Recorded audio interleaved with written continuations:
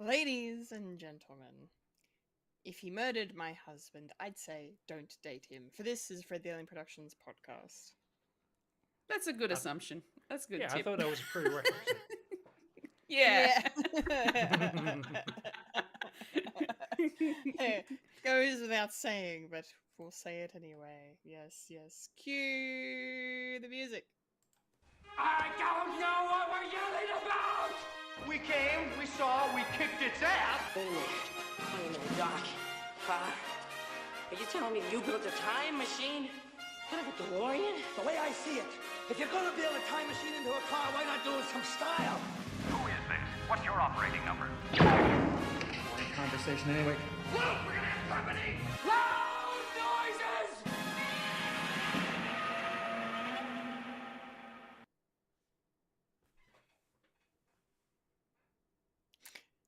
Hello.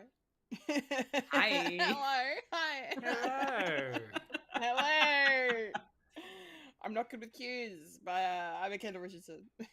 I'm a Fulya and And I'm not saying it's my fault, but I forgot to post, and I thought, oh, I better post, and then I just realized, oh yeah, I was supposed to cue Kendall, but I didn't.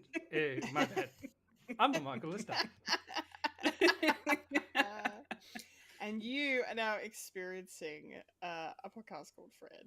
Yes, experiencing it through the mediums of, Sunday afternoon. Oh my god, they still exist Sunday afternoons. Who knew? Yep. Even with a day off from work, I'm still not ready. You think we'd be pros? You think we've been doing this for nearly 10 years? No. Ew. Don't say that. Ew. I know, gross, ew. It's older Why than would my I say children. something so terrible? Ew. Hey, it's fine. It's fine. We don't have to think about it or talk about it. But what we will be talking about now is the weekly watchings. Fulya, hello. Tell Hi. us what you've been watching this week. Not a lot, but I did watch a couple of movies this week, so I'm just going to touch on those. I have continued the watch through of the Rascal series. I went from watching the anime show, and now I have watched one of the movies, which is Rascal Does Not Dream of a Dreaming Girl. And this one, you definitely kind of need to have watched the series to get an understanding of what's happening in the movie, especially if you want to get a backstory about some of these characters, because there is a character that pops up in this movie that does pop up in the actual show. So essentially, the IMDb reads, a high school student's blissful days with his girlfriend are interrupted when his first crush returns in two forms. And this is what in the show, what they call a form of puberty syndrome. So, and not to mention the fact that it's also it's a very heartbreaking kind of story, in the sense that there's a bit of timey-wimey stuff happening in this particular movie. There's some time traveling going back and forth with this particular character being involved. And unfortunately, she is terminally ill, which isn't great. So that's what makes it even more sad. And then we have different variations of a couple of different character deaths that were trying to be prevented using this time travel method. And yeah, it was a really very heart-wrenching kind of story, but still really good. I really enjoyed watching this. Another one of those, slice of life, high school drama kind of fantasy, supernatural elements and all that sort of stuff. So yeah, definitely worth checking out. But I would recommend watching the series first. It's not a very long series. I think it's like 12 episodes. So it's definitely worth at least watching the series first, like the first season, before jumping into this movie. And I feel like it's going to be the same for the next movie that I'll end up watching in this series, in this franchise. So yeah, no, Rascal Does Not Dream of a Dreaming Girl, very good, really liked it. And then the second movie I want to discuss, which everybody here will be happy to learn, that I have watched Superman 2. Nice. Yes.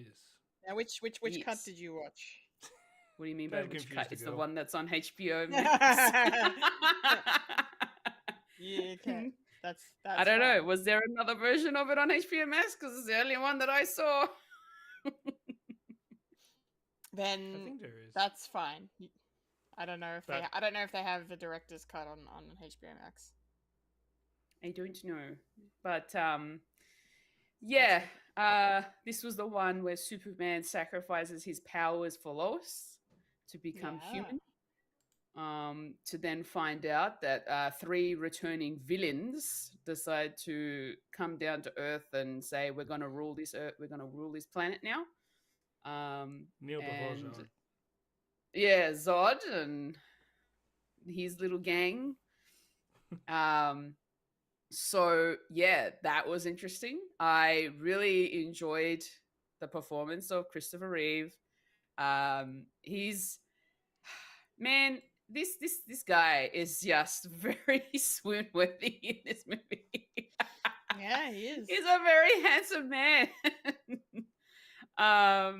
And like, especially when he goes from dorky Clark Kent to being Superman, that transition and with the way his hair sits as well, I'm just like, hi. Hello there. there. Nice. Yeah, he does such a great job as the role of Superman. It's so good, and he's just got this look about him. You know, it's very like it's very like a warm sort of person, but he's got this strength look to it's yeah, I don't know. He just and the way that he performs as Superman is just really good. So I really enjoyed his performance.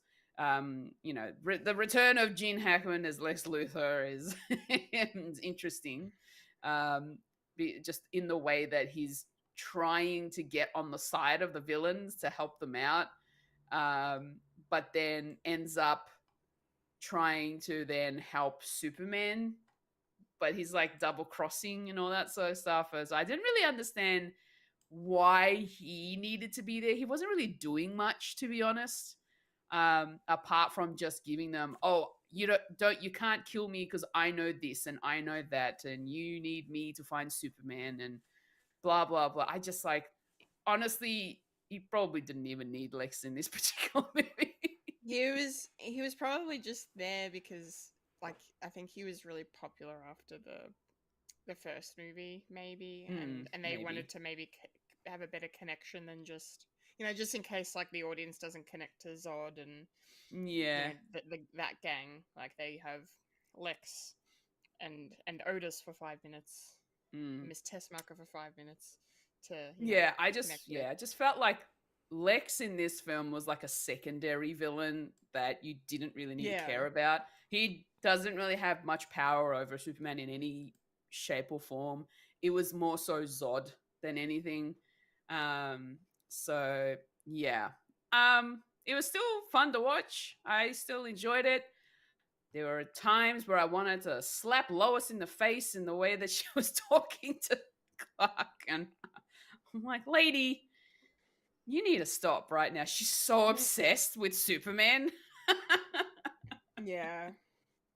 Yeah. I don't know. Like I'm not. I don't know. It might have been just the writing. I just didn't like the way that they've made Lois so obsessed with Superman, and then she finds out who Superman is, and makes it a lot harder for her. And then the way that she ends up getting memory wiped by the end of it. With that that kiss that just changes Whew. everything. It works.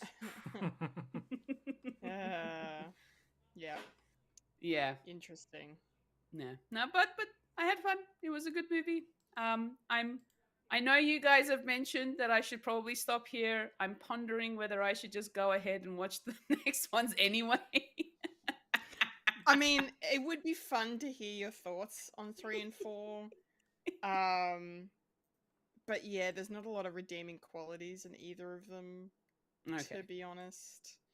I don't know. I mean, like, Richard Pryor's a bit of fun in number 3, but Easy, really. even then, well, yeah, but like, yeah, even then he's like, I don't know.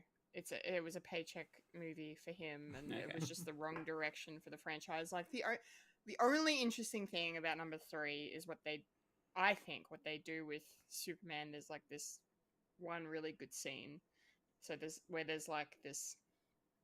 I don't want to spoil it in case you end up watching it, but yeah, like Superman goes through a bit of a struggle in this movie, an internal struggle, if you will. Okay. So that's kind of interesting for them to do that. And then number 4 is like Lex is the villain in number 4. Lex isn't in number 3. But Lex is the villain again in number 4, and that brings back a bit of fun. Like they were trying to, I feel like, recapture the first one with the 4th one. But it's a very lazy kind of movie, and it's just, it's fine. Like it's interesting enough, and I don't like what they do with Lois in that movie either. And it's just Lois kind of gets forgotten about in the 3rd one, so it's I don't know. Watch them if you're curious enough and you want to. Like, but yeah, it's just maybe if I set the expectations low for you, that'll help. I don't know. But I appreciate them because I watched them. I watched them when I was a kid, so I like those movies. I'll go out of my way to watch them. I don't hate them. They're not good, but I still I get this childhood nostalgia from them. So I like watching them. That's fair enough. I don't know. I just have this curiosity now that I've watched number 2. My brain is saying I should watch whatever Superman movie I can to see where it all kind of developed to the present moment, and then rewatch the one just came out this year. So, just to sort I of love that idea. Get like a difference of the take on Superman over the years, over the decades. I should probably say, yeah. So that's kind of where my brain's at. And then maybe in that respect, I might go back and start again with Batman, because I'm not a huge Batman fan at all. So maybe this is my way of learning about the characters through the films that they were made for. So, yeah, that's where I'm at. And that's all I've watched. Cool. Start with 66 awesome. Batman. Remember, that is a movie. All the way up. That is a movie. Batman the movie. Yeah. Yeah. All right. Love this for you, Fulya. This is amazing. This is little DC I'm not journey. Stand in your way. Yes. yes. Thanks for sharing that. That's excellent. Mike, what about you? What have you watched this week? Well, going back to my critical role, because campaign 4 is ramping up, as 3rd episode just came out. That's a bit of fun and horrific at the same time. I thank you, Brendan Lee Mulligan, for having the image of someone who put his hand in someone's head, like Deadpool and Wolverine style. Like the sort of, putting their hand in someone's head and taking out the skull and making the head like into itself. So I have that image in my head for a couple of days. Nice. Yikes. Yeah. So, yeah. Spoilers, of course, but still. And still going strong with my campaign 2, ramping that up because they're ramping up for the Mighty 9 to come out, and I can't wait for that. I'm actually getting really excited for it and where it's going to go, and even when it's going to take place, because 8 episodes, an hour each. so they could probably just fill in like so much story within it. So yeah, it's going to be fun. It's going to be fun. And if you watch it, I just say, I can't wait to say, hey, I can't wait for next week because this might happen. Keep an eye on this. I like that. Yeah, so I haven't been really watching much, really. A bit. I haven't really because I've been trying to finish some work around the house, and that's where I've been just mostly listening and watching Critical Role. But me and the wife, we're watching stuff together. Now there's a new show that's on Peacock. I think it's on Binge. No, not Binge. Binge. Binge? Yeah, Binge in Australia. I don't know where it is. I just know I have a copy of it. Yeah, it's a Devil in Disguise, the John Wayne Gatesy biopic. Ah. So we've been watching that, and yeah, that's okay, I guess, if you like your true crime and that, and it's very interesting because we were going to watch it one night, and then my wife didn't understand that because it was coming out on a certain date, we would get it a day later, that sort of thing. So, and I found one that's I found a show of the same name, but it came out in 2021. So, but that's more of a documentary on the real thing. So we watched the first episode of that, and that was interesting. It was more to do of John Wayne Gatesy, who's a murderer and killer and all that. Did a interview. I think I want to say it was the 70s, so it came out. So he did the interview like 20 years later. So through his own voice and all that, and and watching it comparably, the guy who actually plays John in this movie, it's very unnerving because he is, in a lack of better words, very normal and not what you think of a serial killer would be. So, and he can act. He acts like that, and it's very unnerving, and it's a bit icky, and I suppose people would like that sort of thing. And I'm just watching it for the acting value with it, not necessarily if it's true to crime. I don't really particularly care about that.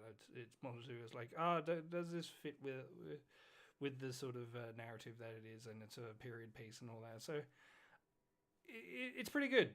The first episode is very slow moving, but it's sort of establishing you in this particular time and what's going on. And then the last 5 minutes, it just kicks into high gear, and it's like, this is what we're going to do now. It's like, okay. So that's a bit of fun. And we've been also watching Beavis and Butthead too, just to clear the palate as well, because I need a laugh every now and again. And that sort of stupid humor always makes me happy, because just watching these two idiots just fail at life and also get little wins at the same time, it's good. I do recommend that if you enjoy that sort of thing. It's not for everyone, but not everything is. Watching stuff with the kids. We're getting back into Pokemon again, so I've been rewatching old Pokemon and introducing them to Pokemon at the same time, and me reliving my childhood, which is a bit of fun. There was one episode that I was actually quite alarmed at, because I watched it as a kid and I didn't really notice it. And if I was a little bit more older, and I can definitely see it now, there was a character that was very, very, very, very sexualized. He was a quasi gym leader, and she was very voluptuous in a way. I found a picture and I'll send it on the Discord. If I can get, there we go. Can I send it? There you go. Does that work? Oh no, technical difficulty. I don't know how to use it. Cancel. Can I just send a picture? Can I just send a picture? You can if it's from the browser, you can copy and paste it in. I did. There we go. There we go. So this person, yeah, and there was a lot of shots that focused on her assets in a way. Yeah. Well, anime Oh, boy. characters, that's usually the case. Yeah, but this is for kids. This is kiddie anime. And I'm not saying, Sailor Moon was essentially for kids, but there were still shots for that. But this was even more. This is for preschoolers. And there's this one as well. Quite literally, Oh my lord. Yeah. It's just that wouldn't be as bad if Ash wasn't literally at boob height here. Yeah. Yeah. Quite deliberate. Oh my boy. Not that Ash would have noticed. I think Brock would have been more crazy I'm about glad it. because in this we're in the Johto, we're in the Orange Islands. So Brock has taken hiatus, and we got Tracy. Ah, okay. Cool, But cool, Brock does come up later because fan favorite, I guess, being the weird misogynist weirdo that he is. And every time he does that sort of thing, I always mention it to the kids. It's like, okay, Brock is being a creep, and we don't want to be like Brock. No, don't be like. I'm just posting. I'm just posting water. Here's another one. Very shiny. For some reason, I'm hearing Dreamweaver right now. Just like the whole Wayne's World, like Dreamweaver. Yeah. Far out. And doing her attacks, there's definitely like a couple of frames of just plain cleavage. And I actually do find it hilarious that when I watched it as a kid, I didn't notice this shit. No, me either. And if I was like 5 years probably older, I would notice that. And definitely as an adult and as a parent, it's like, ooh, I'm glad that my son, who's almost 4, doesn't really notice this, and my daughter, who's oblivious. So she was around about my age. So I'm glad I got away with it. Phew. It's all good. Yeah. You made it.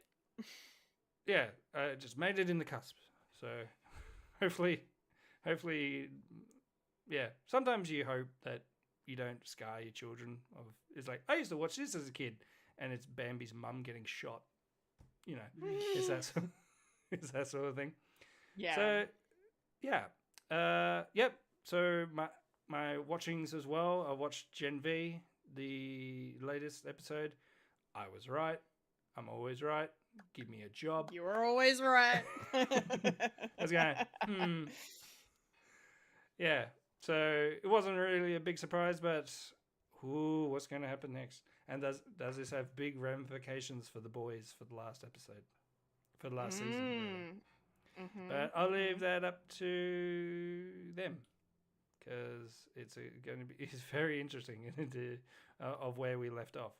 And I wasn't quite sure. It's like, why are you helping him? Sure, he is who he is, but even I, who is half watching this, don't do that. Anyway, yes, yeah, because there's not really much that I've been watching. But I have been re-watching Stranger Things, so I've just finished season 1 as well. Nice. So I'm just re-watching that good. for the last ones, and oh my god, Yep. season 1 is so good. It's so good. Why did It's they a ruin it great by doing season. more? Yeah, I would have been happy with a one and done. To be honest, I feel like you can just watch season 1 on its own, and it works, and it's fine. Yeah, because then well. I'm not looking forward to season 2, but I do like season 3 because of the body horror. I just the concept of rats exploding and then morphing into a creature, and then having that in the back of your mind of seeing this other creature that's made of different bits of people. Yeah, it's certainly something. And then they say, "No, it's too violent. It's too, it's too gruesome. Get back to the stupid shit." Can't really please everyone, but what can you do? Anyway, that's been fun. So, what about you, Kendall? What have you been watching? Yes. Well, yeah, Gen V. I will quickly touch on. Yeah, really enjoyed this episode. I think this is the second last episode of the season. I think we're in the end game with that one now as well. So yeah, I thought of you straight away, Mike, when they revealed the big twist. I was like, yep, Mike's right again. So that was cool. But I really loved how that was done and executed. I thought it was a great twist, and I think it really kind of it's made everything that it's led up to kind of worth it. Like, it really feels like everything's really intense and everything's moving really in a really terrible direction, but exciting to watch. For sure. I think the one thing that really freaked me out the most in that episode, though, apart from like the ending where Godolkin's unleashed for real and he's just walking around and he kills one dude and then he's like, who else can I murder? Because they have a shit superhero power. But it was actually the scene where Marie stops her friends and her girlfriend boyfriend from from stopping her from doing, or helping her. Really, it was more helping, or stopping, I guess, as well, because her sister thinks she's going to die if she does it. But the fact that she uses her powers on them, when they've spent like kind of the whole, like, Marie's whole stance against fucking is it Maddie? Is it Maddie? I can't remember her name. What's her name? The fucking blonde chick. I don't remember her name. Anyway. Yes. She's I'm just gonna look it up on here. But like, Marie's whole thing. No, the actress's real name is Maddie, that's why I'm getting confused. Her whole thing was like, I don't want to fix you and your powers because you use your powers against us. Kate's her name. She used, at the end of season 1, she used her powers against everyone, and and now they kind of hate her for it, and she hasn't really earned her forgiveness yet. And then now Marie's gone to the point where she's, yeah, when she's now using her powers against her friends, and like it's and the fact that like Jordan was already talking about, Marie's left me again to go and do whatever she's got to do, and now and now she's done that. It's like, oh, okay, great, wonderful. Yeah, so it's just been really good. It's really amped up, and I'm really enjoying it a lot. It's excellent. That's good. What else should I talk about? Yeah, I watched a few movies this week. I've been watching a lot of comedy lately because my partner's really big into comedy. But I got to show him. I showed him The First Wives Club this week because we had to honor the great Diane Keaton.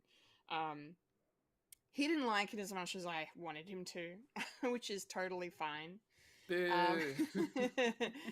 Totally fine because it's not exactly made for him. Totally boo. But no, he appreciated it. Like there's a couple of moments he laughed, and he loved that Serge from Beverly Hills Cop was in it as well. And just he really liked Goldie Hawn. He thought Goldie Hawn was amazing in it, and I just think they're all amazing. So I had a great time just getting to come home after a long day at work and then just chill with him on the couch and have dinner, and we have fish and chips and watch First Wives Club. It was great.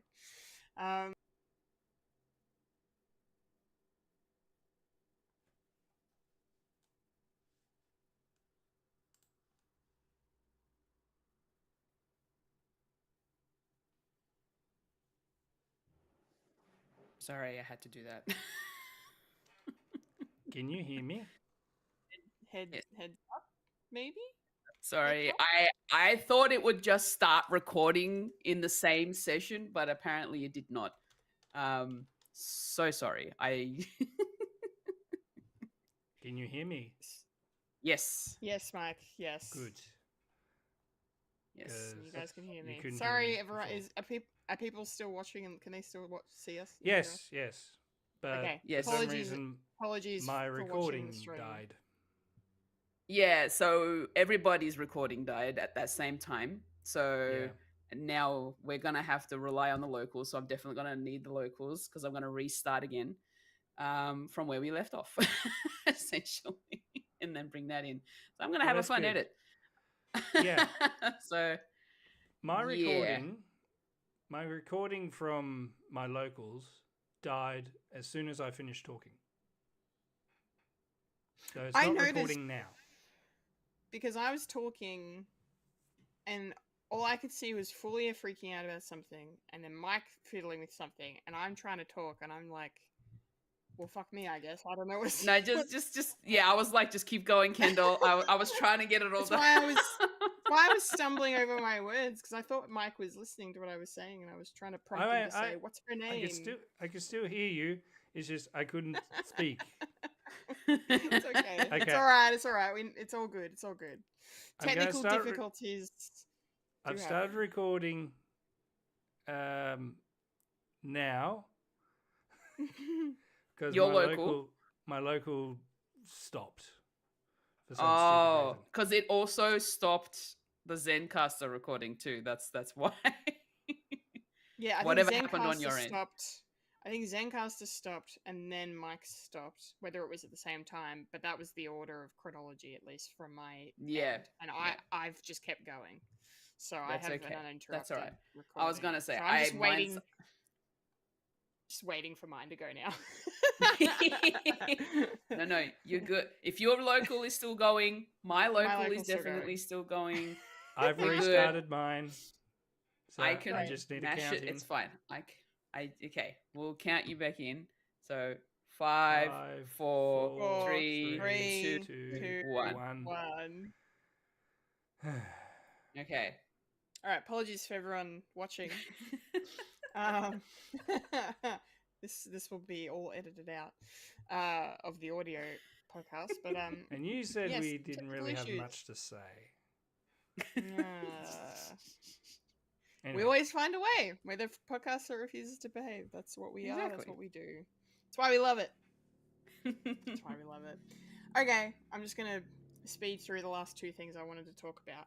I got to watch last night, for the first time, Boogie Nights, which is a very good movie, directed by Paul Thomas Anderson, starring Mark Wahlberg and Julianne Moore and Burt Reynolds and Don Cheadle and just any actor in the 90s that was big. Philip Seymour Hoffman.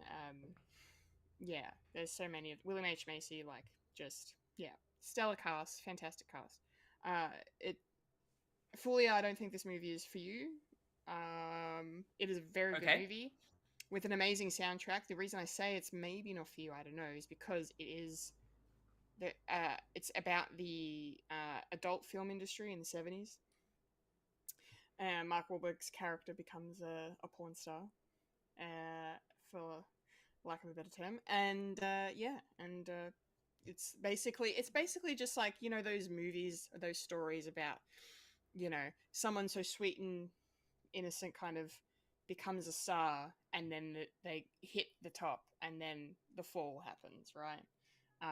It's just done through the lens of adult films. um, and yeah, and there's a lot of drugs in there, obviously a lot of sex in there as well, and a little bit of violence too that I wasn't expecting. But it was really good, and it was a really interesting film because it was like it's comedic in a lot of ways, it is very much a drama too. But it's a very interesting film tonally, but the tone works for it for some reason. Like there's no when it tries to be funny, it doesn't take you out of it because it just kind of comes off as very effortless humor, where very like it just makes sense. They're not trying to force anything; it just naturally kind of happens. And yeah, I really really liked this movie. I thought it was really really good, and it's kind of making me, you know, wanna. Well, I kind of want to see this. You know, I don't know if you guys have heard about. Mike maybe has the One Battle After Another, the new Leonardo DiCaprio film. Yeah. Same director, Paul Thomas Anderson. A lot of people are saying that's the movie of the year. Leo's already the front runner for Best Actor at the Oscars next year. What, again? And it could He's got one. He's it enough. could be. Yeah, well, I know because because people are talking about Timothy Chalamet being up there for Marty Supreme, and I kind of want to see that happen. Chalamet. Yes. So, but anyway, yeah, really, really good film. Heather Graham's in it too, another iconic '90s actress. But yeah, it was really, really good.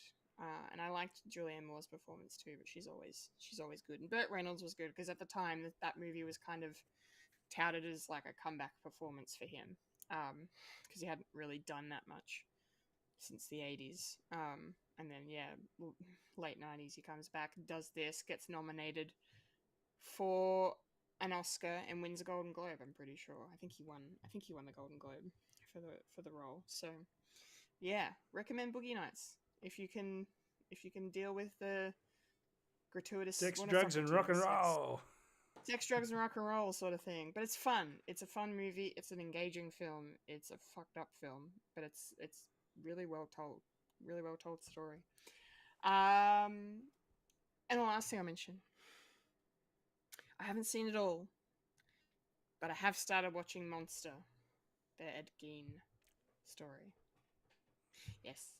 Speaking of fucked up, I've seen the first 2 episodes, and I don't know when I'm going to watch the rest because the boyfriend has expressed interest in sitting down and watching it with me because one of his mates recommended it to him, and that was already after I'd started watching it, and I was like, oh, crap. I didn't think he would be interested in it because it's, you know, I didn't think true crime was his thing, but he's like, no, it sounds interesting, and I think he might appreciate it because, you know, Mike, you were telling us about the show and how they kind of had to pad out a bunch of his story and talk about how he influenced a lot of popular culture and things in the horror genre as far as filmmaking goes. And episode 2 obviously very much focuses on Psycho and talks about, you know, just the fucked up shit that Ed Gein, you know, in relation to his mum, you know, thought she was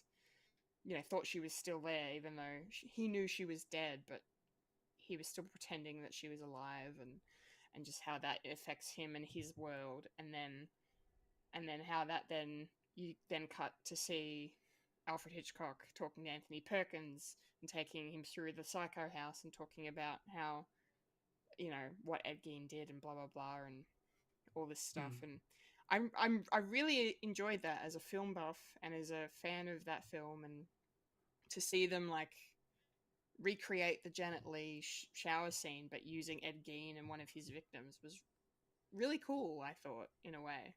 Like to have that be what's on the screen and then you cut to the reaction of the cinema goers, because, you know, apparently people back then did, like, you know, scream and faint and go into labor and throw up, and it was like, you know, because no one had ever seen anything like that before. Like, it was the most fucked up thing that had been put to mainstream cinema, and it was nuts. And so, yeah, I really like how the show is like, I'm because when I heard that that's what they were sort of doing, because I remember seeing the advertising and going, you know, the man who inspired, you know, Psycho and Texas Chainsaw and Silence of the Lambs, that whole thing.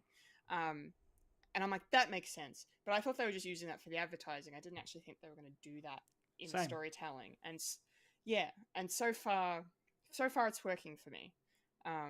So far it's working, because I was a bit afraid. I was just like, I want just to learn more about who Ed was, and not who Ed was through the lens of, you know, how he was interpreted or adapted. But I'm not to spoil it. very in so far. Yeah, not to spoil it, but you might be disappointed in that, because of all accounts, it's more hearsay of his story of the account that happened, because it is during the 40s, and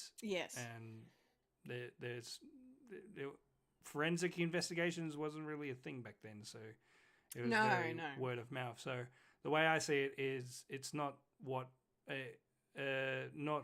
things inspired from the Ed Gein thing, or Ed Gein himself. It was more to do with what the Ed Gein story inspired other stories. So it's basically like word of mouth sort of thing. So that's the way I see it. Yeah. Because So I've watched a lot of like saying, oh, this didn't really happen, and this is not. Yeah, I sort of get that, because you needed to add a bit more to something that's already been established, and yeah.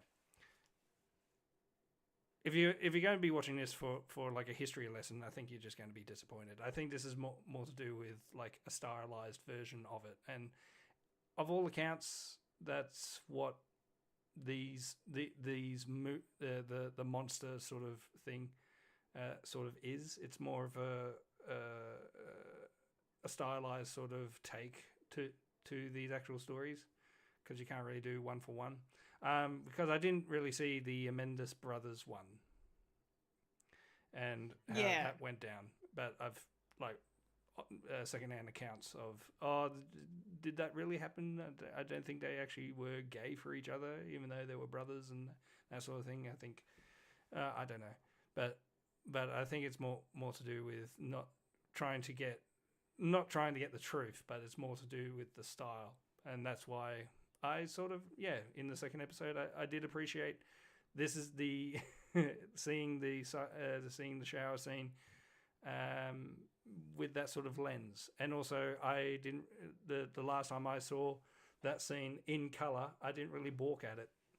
It's like, no, don't want to see it, because I don't like seeing Psycho in color. Hint, hint. Yeah, I don't think it shouldn't be in color. It doesn't need to be in color. And that's the thing, because he was actually trying to fight like senses of having what can you push, especially for what it was, because you couldn't even have a toilet on screen, and a lot of people saying, I saw people getting killed. It's like, you didn't really see the knife going in flesh. This is Psycho, and you didn't really see blood. You only saw like what seemed to be blood going down the drain. So he could have filmed this in color, but you can get a lot out of it being in black and white. I mean, there's a reason why in media studies and all that they always do Psycho, because it's it's an analysis wet dream, that film, and and just one for one. Anyway, that's true. But no, okay. Well, I guess maybe going forward, I guess I'll just try and enjoy it for what it is, and manage expectations, and hopefully I end up enjoying the rest. But go along with the ride, exactly. Because I mean, like, you know, the Jeffrey Dahmer one seemed pretty accurate to the actual events. But then there's a lot more evidence to support that, because that only happened like 30 years ago. Whereas, yeah, and Menendez Brothers was in the 90s, and most of that is accurate. I think some of that they definitely stylized because they do kind of show a few different sides in that show. I think it definitely leans on the side of sympathy towards the brothers, though. I will definitely say that. But yeah, it definitely doesn't shy away from, you know, making them seem like monsters either. And then this one is just, yeah, I've, like you said, I feel like, yeah, this one is definitely very much going for more of the, the stylized approach, the sort of, what's the fucking phrase? It's on the tip of my tongue. Anyway, it's the flash, not, you know, Sensation? there's a fucking expression. Anyway, I can't think of it right now. But yeah, it's that. Whatever that expression is, it's that. Somebody pull it out of my brain. But yeah, I'm enjoying it. So we'll see how we go watching the rest of it. And that brings us to the end of the nerdy news. Nerdy news. That brings us to the end. That brings us to the end of the weekly watchings, which means it's time for the nerdy news. Or we could just skip it, you know. Nerdy news. Loud.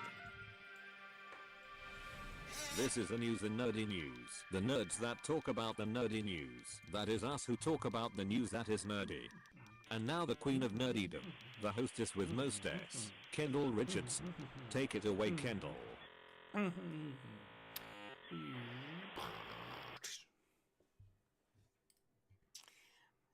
Yes, nerdy news time, and we don't really have a lot to talk about this week, which is fine, because what we do have to discuss is kind of interesting, and I'm excited on some level, and not interested on another. So the one thing we're going to talk about is the fact that there's a live-action Jetsons movie in the works, apparently. And they're getting none other than the wonderful Jim Carrey to star as George Jetson in that film. And the film is set to be directed by Colin Trevorrow, who did the first Jurassic World film. So, yeah. Cool. I looking into this, like I found out that they have been trying to make or readapt the Jetsons in some form or another for so many years. There was actually talks at one point of a live action series produced by Robert Zemeckis in 2017. That was announced and then never got off the ground. There was also talks of an animated film made by the same guy who did Sausage Party for some reason. Yeah. That's a thing, but that also never eventuated. So here we are now, almost 10 years later, and they're going to try again. They haven't really said much else about what what it's going to be about. If it's going to be maybe adapting a storyline from the show, or if they're going to be making the movie that came out in 1990 and making that into a live action. I remember enjoying watching that movie a lot as a kid. It was a lot of fun. But yeah, I mean, the Jetsons are cool, and we kind of, as we talked about with Fantastic Four, there are some Jetsons vibes in there with the retro futurism vibe going on. So maybe they're capitalizing on something. I don't know. But who knows? Yeah, it's happening. I think. I don't want to say it's happening because it's not happened for a long time. But Jim Carrey as George Jetson is a very interesting choice. Yeah, I don't know how I feel about it. I would definitely want to see some footage of him in the role before I can buy that he's George Jetson, because George is he's more the straight man, really, and everyone else around him is a bit more cuckoo. So because I remember him losing his shit a lot, and then getting scared of his boss, who lost his shit even more, Mr. Spacely. So yeah, we'll see how it goes. We'll see how it pans out. Fulya, what do you think of this news? Does this interest you at all? What do you reckon of Jim Carrey as George Jetson? Yeah, Jim Carrey is an interesting choice for George Jetson. In I don't like I'm not quite sure. I mean, I reckon he can definitely play the role really well. Um it's been a very long time since I last watched the Jetsons cartoon. I only randomly watched episodes here and there when I had the opportunity.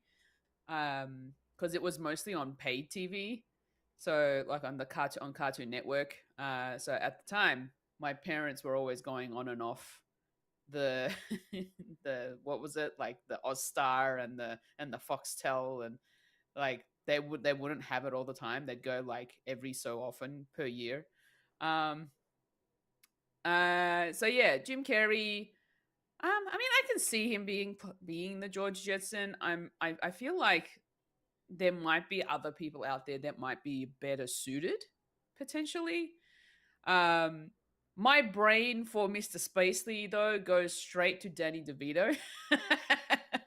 I can definitely see that being a good choice for casting. Yes, yes. Because he's short. He can do the short fuse temper for a boss. He can definitely do that, and I can definitely see that working really well for him. But yeah, I don't know. Like, I think I'm with you, Kendall. I'd need to see him playing the role to see whether or not it actually does suit him. But who knows? Like, it really depends on where they go with the story. But considering that this is supposed to be very sort of sci-fi, kind of a futuristic feel, I mean, it might still work. Who knows? Yeah, just if they do go ahead with this live action movie, I would definitely want to see a trailer. But I'm not gonna get my hopes up for this just because of the amount of different takes that a lot of other production companies have tried doing live actions on cartoon films and shows. So yeah, I'm gonna say, yeah, sounds cool, but yeah, I don't know. We shall see what comes to fruition. Yes, indeed we shall. If it does. Yeah, exactly. If it does. What do you make of all this, Mike? Does this appeal to you in any way?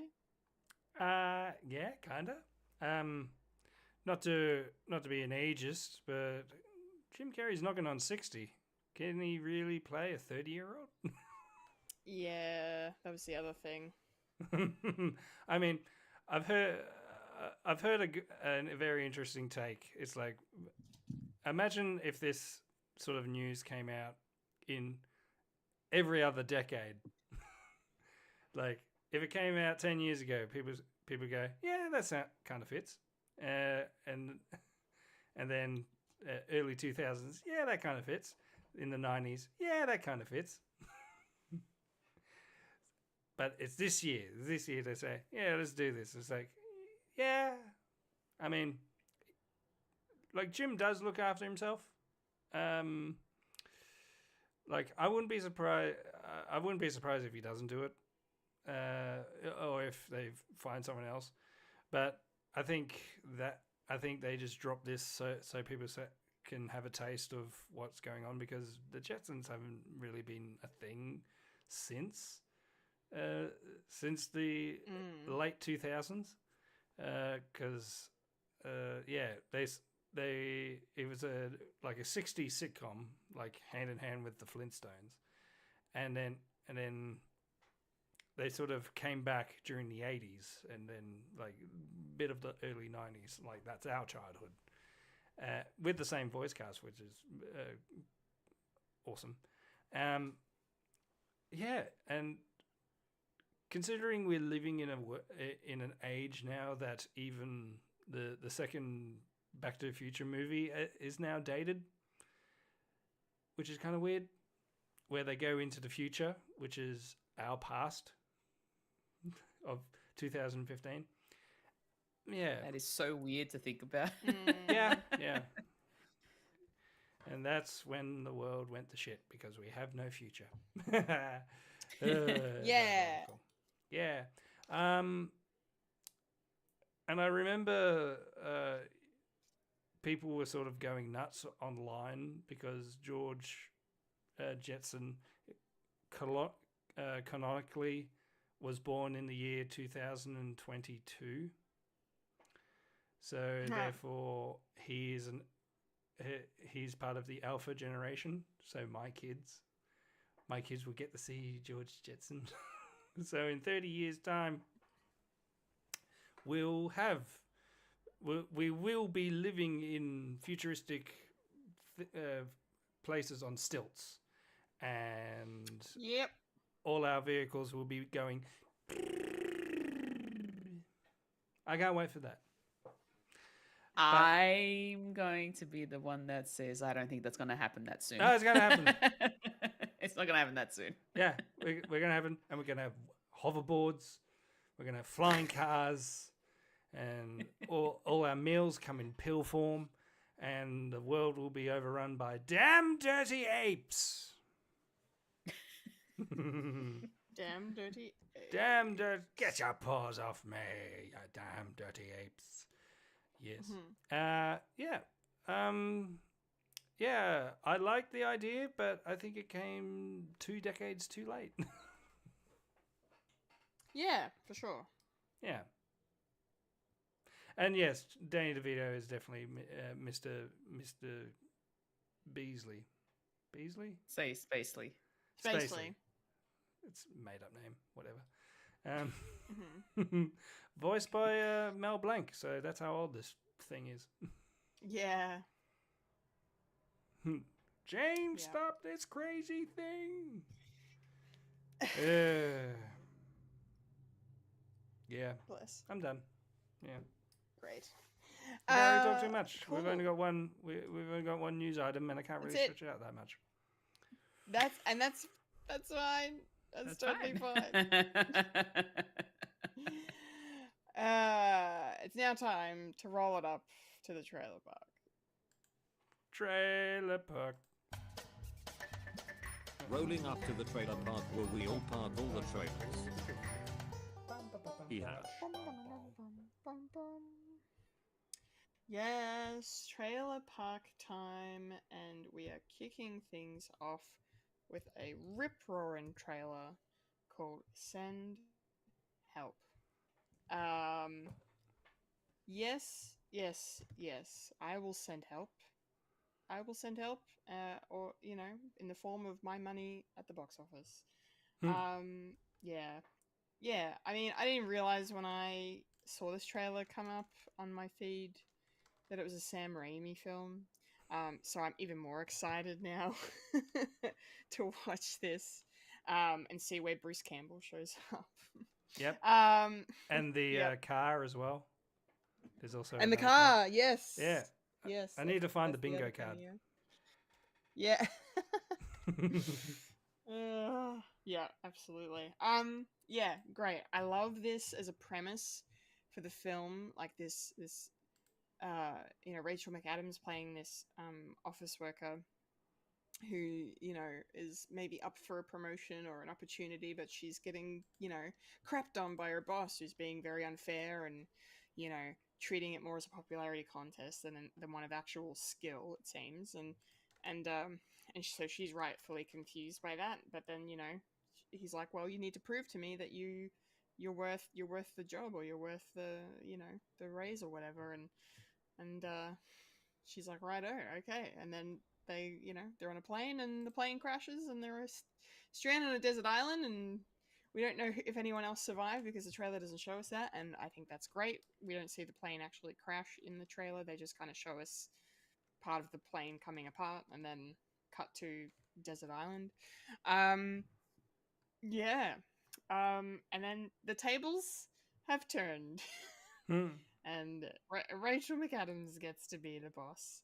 And I fucking love this. I feel like this is, like, for anyone who's had a bad boss in their time, this, or like a superior that they've not gotten on with, I feel like this is going to be a very cathartic movie to watch for those people. And just or anyone that's just like a bully, I guess. I'm always a sucker for watching movies and shows where bullies kind of get a comeuppance. And I mean, this looks like it's taking it to the fucking nth degree, the extreme, because it's Sam Raimi, and why wouldn't it? Because it looks really dark and messed up, but it, it has that quirkiness that Sam Raimi's known for too, I think. So I love these two actors. Rachel McAdams, great. I did mention in the weekly watchings, but I also rewatched Wedding Crashers recently, and that holds up pretty well for the most part. And she's great in that, and she's beautiful in that. So it's hard to kind of, at the start of this trailer, like, I literally just watch her in Wedding Crashers, and here she is, like, 15, 20 years later, and they're trying to make her look unattractive. I'm like, I'd still tap that. What are you doing? It's very funny. Frumpy. I like my frump. Frump. But yeah, no, this just looks a lot of fun, and it wasn't what I was expecting, like I said. So I'm definitely going to be watching this at some point. What about you, Fulya? I don't know. I'm curious as to where you stand on this one, but I feel like I have a feeling. But tell us what you think of Send Help. Send Help. I I don't want to watch this. This looks so creepy. And not to mention the fact that, especially the start of this trailer where it kind of goes over the whole with the bully of a boss and everybody's laughing at you, and I don't like that feeling, and seeing it being played through towards this woman who's only trying to do her job and being told that she's not doing a good job and that she's useless and all that sort of stuff. And it's like, really? Oh man, like, it sucks. No, thank you. I don't want to go through that. I already get that kind of, I mean, not to this extreme, but like I feel like I've had bullying as well in my time, in this kind of capacity, and I just I don't like the idea of it. So no, thank you. I'm good. I don't want to go through that traumatic experience through someone else's eyes. And that's valid and fair. So no problem. Yeah. Great. Mike, Hello. what about you? Are you keen to check this one out? What did you think of it? I'm kind of keen. Yeah, I always like my Sam Raimi, and yeah, just the psychological torment, and two people like going at it, and the power structure has changed, and yeah, I can't wait for the cameo of Bruce Campbell, and also Ted Raimi as well, his brother, because he always puts his brother in things as well.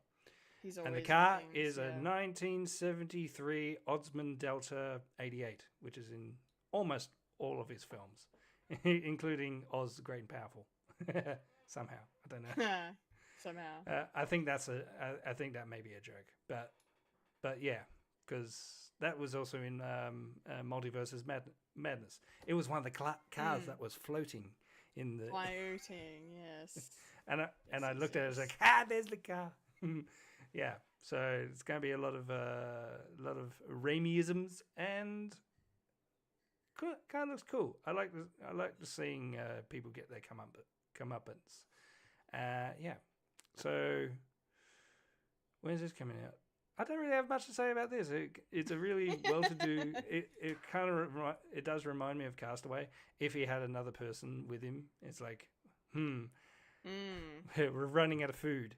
Who gets eaten first? It's gonna, yeah. Yeah. Which reminds me, I still need to watch Yellow Jackets, so don't spoil it for me. Yes. Like you did last week. Good. Yep. Yes. I spoiled one tiny thing. I haven't spoiled the rest of it. It's okay. Which I sort of knew, because it is what it is. It is what it is. Yes. Yeah. Very much. Very much. Okay. Um. So where's Cool. it coming out? So, when's it coming out? Yes. Send Help. Send Help. Is going to No. be in cinemas on the 29th of January. Yes. Yes. So technology is still working? Just checking. Cool. Don't need We're to send good. help. We're in the green. No. No help. Okay, second trailer is for an upcoming film version of a stage play. But not a proper film version. They just filmed the performance. This is Merrily We Roll Along. Winner of 4 Tony Awards, including its cast, and yeah, and it's the work of the legendary Stephen Sondheim, so that's a big tick. Yeah, I'm curious to check this out. I don't know if I'll take myself to the cinema and watch it. I might wait for it to come on streaming or something, but we have a fantastic cast, particularly of interest to us, Daniel Radcliffe and Jonathan Groff. I still think about Jonathan Groff's Tony Awards acceptance speech for this role, and it's fucking beautiful. If you haven't seen that speech, please go look it up. You'll probably cry, but I don't care. Cry with me. I don't want to cry alone. But yeah, this looks really good. It looks really fun, like an upbeat musical with some heart to it, and probably a moving story. Like the fact that the three of them have this really close friendship, and that's at the core of the story. And it's kind of like, it seems like it's about like, will this friendship sort of survive their journey through life, I guess, as they go through their various careers and relationships and stuff. And then the female's into one of the males, and there's a whole, clearly a subplot with that going on, and that can cause some friction and some issues and whatnot. But yeah, I'm really interested, because this, people were raving about this when it was on Broadway last year, the year before. So I definitely am keen to check it out in some form, at least, when it drops, wherever it drops. But yeah, love a good musical. What about you, Fulya? I know you're a musical fan. Had you heard about this show before now, and are you interested in seeing it after watching this little trailer?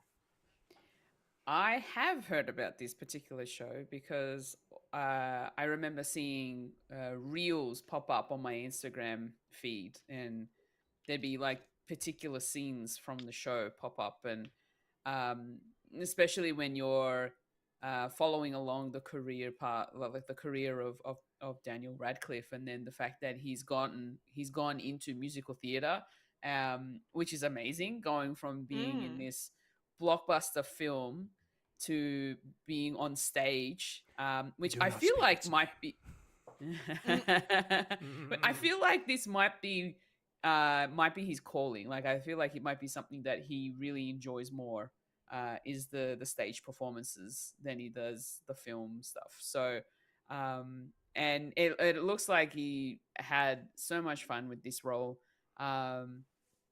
I love the look of this. I want to see this musical, like the actual stage production.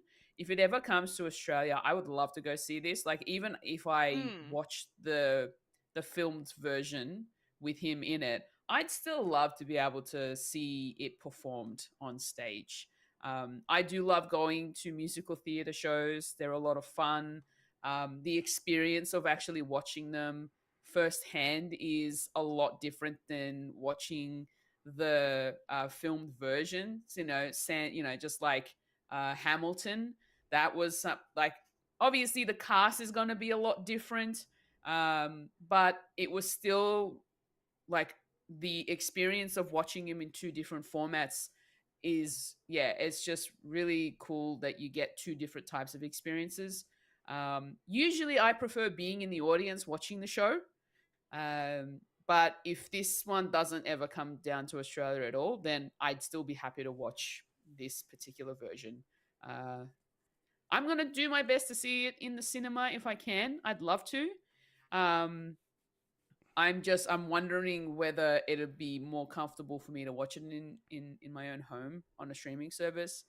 Not to mention the fact that we don't really know what streaming service this would ever come to. Like, there's no real inkling of where it would go. I suppose it could fit anywhere, to be honest. It could go Disney Plus or potentially even HBO Max. I don't know, but yeah, I'm very much looking forward to this. I think out of all of the trailers, this one's definitely got me a bit excited.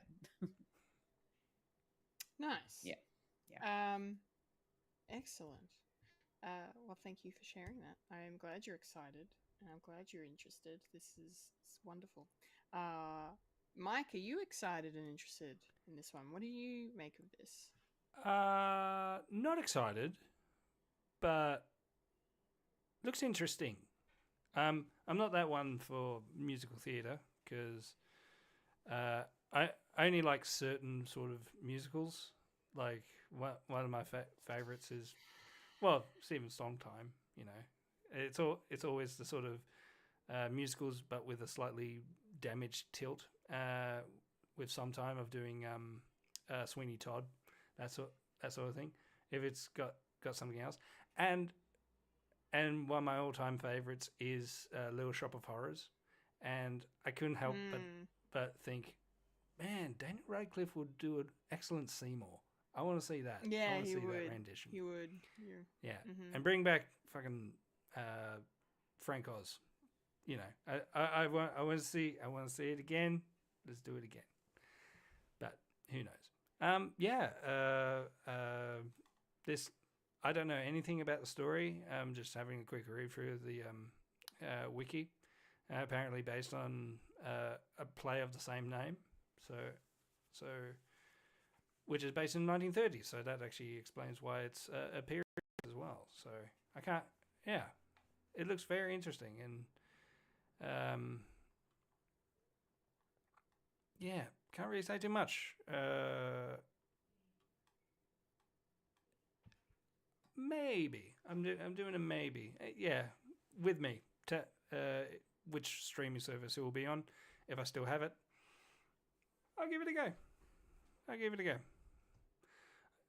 Daniel Radcliffe is doing a lot of interesting stuff, and now he's doing fortes into musical theatre. That's fine by me. Always good. Do something new. Do something different. Keep your options open. So when is this coming out? On stage. On. Well, it's going to be released in cinemas for a short time. I'm not sure how long, but it will be able to be seen on the big screen on or from the 5th of December. Yeah. Awesome. Very good. All right. We got one more trailer to talk about. Now, I'm going to ask you guys a question before I say, did we, because it could be my memory, have we talked about this movie before? Because this is the second trailer. I don't think we have. I don't think we have, no. I don't remember watching it. Because this was definitely a trailer the first trailer I wanted to put into Trailer Park, but I feel like the week that it came out, there was other stuff, and sometimes they go on the back burner, they miss out. Because after watching this trailer, and having seen the first one myself, the movie is called Eternity. Basically, I feel like the first trailer is much better and does a much better job of selling the movie than this trailer. I don't think this trailer does a very good job of telling you what the story is. I mean, it knows it's the second trailer because it probably assumes a lot of people have seen the first trailer for this, but I don't know. I don't know, it's weird. But basically, the premise... have not. Yeah, the premise is... That's fine, you already said. The premise is that, these three characters are in between, the purgatory. They're, deciding where they want to spend eternity, and Elizabeth Olsen's character in particular is, reunited with both her ex-husbands in the afterlife after they've all died tragically young. and she has to decide who to spend eternity with. And when you have to choose between Callum Turner and Miles Teller, I mean, hell, I guess I'd be strapped for a choice as well. I choose Elizabeth Olsen. No, you can't. She's not an option. But no, I like the premise. Like the premise is fun. You know, this interesting afterlife concept here. You know, Divine Joy Randolph's in this as well. We love to see her as always. So it's cool to see her here, and yeah, it's a great cast, and yeah, a little bit of a rom-com from A24. So, you know, they don't really produce a lot of rom-coms like this, but I guess the quirky twist is, you know, the fact that they're dead, maybe. But yeah, they I'm definitely do- interested in. They do produce a lot of scripts that are in the blacklist, which apparently this is from. Oh, I didn't know that. Yeah. Yeah, that's cool. I had a look That's at it very and cool. I thought, yeah, that explains it. Why it's a bit off kilter and a bit weird. Yeah, not the usual fare, I suppose. But yeah, no, I think it's really interesting, and it could be funny and heartwarming, and you know, I'd be curious to see how she makes her choice, and if she makes a choice, if she just decides to not be with anyone, because it's like, how do you like? Does the movie want to satisfy everyone and have her choose no one, because like everyone's going to be on a side, who you choose, who you should be with, and whatnot. But yeah, and you know, they obviously can tackle a lot of existential questions, so I'm wondering if there's going to be like, you know, good place type humor going on, like not to that degree, but maybe that sort of vibe happening. But yeah, so if you're interested in watching the film, I would recommend watching the first trailer as well, because it definitely sells the film a lot better, in my opinion. But yeah, but I'm definitely going to watch this at some point. I don't know if I'll go to the cinemas and see it, but I'd like to watch it at some point. What about you, Fulia? What did you make of Eternity? I like it. It's actually kind of like a refreshing take on a rom-com. It's not something that you would normally come across, and the fact that they're, you know, in this sort of like waiting room after death, trying to figure out where they want to be, and who they want to be with for the rest of their afterlife is a really interesting concept for a story. And I like the idea. It looks like, yeah, like you said, it's going to be very heartwarming. It's going to be funny. And I love a good rom-com, and this one is doing it in a different style. So, and the fact that Elizabeth Olsen's character Joan has to make a choice, and I love the moment that Davy Joy Randolph just popped up on screen in that trailer. I'm just like, yes. I was very excited to see her. We're getting to see her in more and more stuff, and I love that. So kudos to her and the stuff that she's got going on at the moment.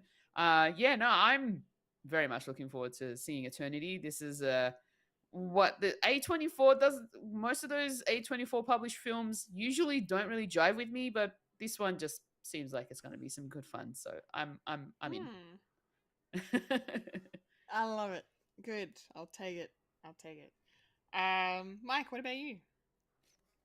I do like the premise. Bit interesting that I don't think they did die young. I think this is like your ideal persona that you have. Like, if you die, you suddenly become the age that you enjoyed, basically. So I wouldn't. Otherwise, if they all died young, that would have been weird. Like, it's such a luck of the draw of all dying young. Otherwise, you could have like the guy dying from the war, and then all of a sudden this 80-year-old rocks up. It's like, I'm your wife. I want to see that. Yeah, get Helen Mirren in, and that would be a movie that I would see. Come on, do it, you cowards. I want to see. Yeah, do it. I want to see 40 years senior sort of age gap. You wouldn't do it, cowards. Yeah. I don't normally go for rom-coms because it's not my bag. But Yeah, it's interesting. I'll show it to my wife and say, "Hey, do you want to watch this?" It's like, And if it is, cool. Date night. Date night all sorted. We'll have wine and cheese and think about the afterlife, as we tend to do. It's watching true crime. So when is this coming out, Kendall? Yes. Eternity will be out fairly soon as well. This is coming out on the 4th of December in cinemas. Try to remember the 4th of December.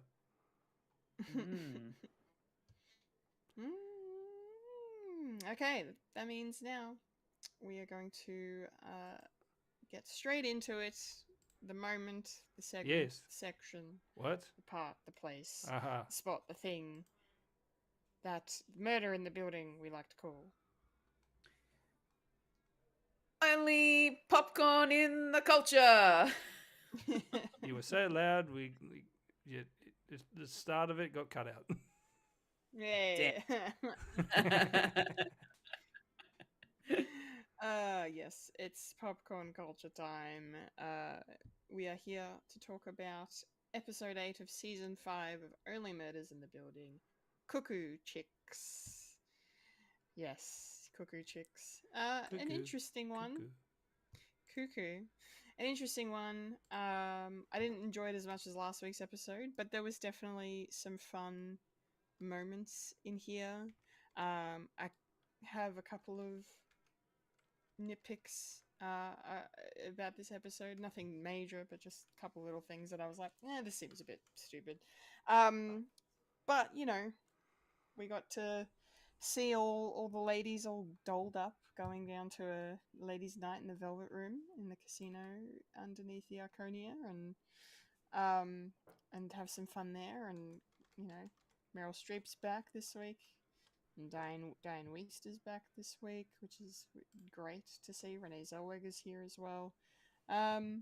Yeah, so there's a lot to really like, and we get another great, interesting progression in the plot, and the plot thickens even more, and we're getting closer and closer now to finding out who killed Lester and maybe who killed Nikki, if they're the same person or two different people.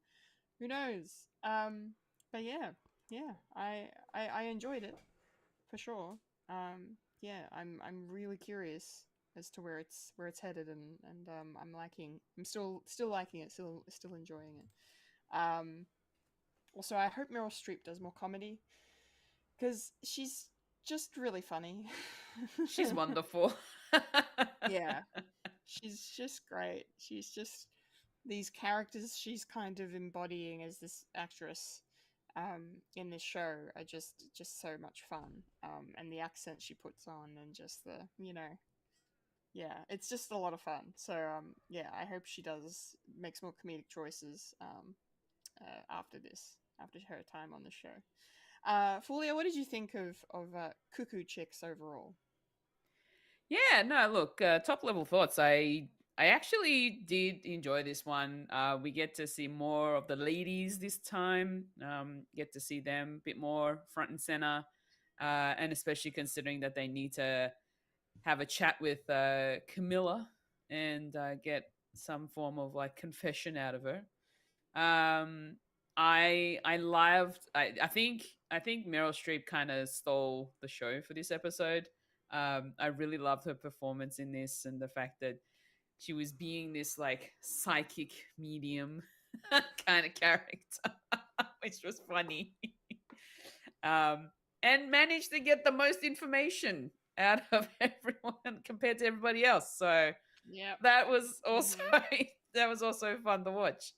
And yeah, but I think I also enjoyed the fact that which I'm sure we'll talk about, the scene with the psychologist, and that was, or is he a psychiatrist? Sorry, a psychiatrist, and their little therapy session that they have back in their apartment, and that was also quite fun. But overall, like, this was definitely a little bit more toned down compared to previous episodes that we've seen.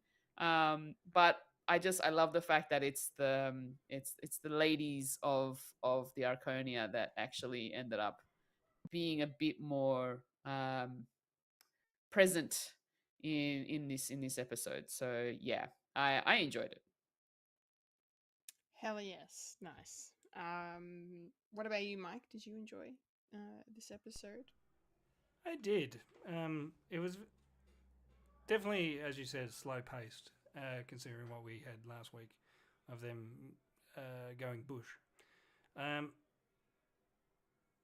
Yeah, definitely slow paced. It's just having fun at the same time of having a ladies' night, and then Oliver and Charles finding finding more for themselves. So it's definitely a lot of inner workings as well of what they're doing, and Charles basically confessing that he's jealous of Oliver in a way, and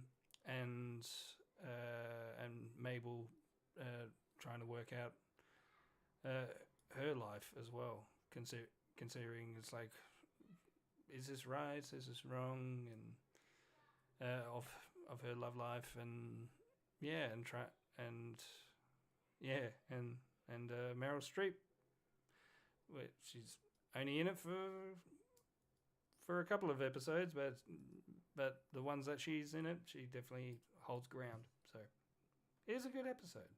I have to admit, it was a good episode, and ramping up for another 2 episodes, and then we're done, and that's it for the whole season. Yeah, we're near the end.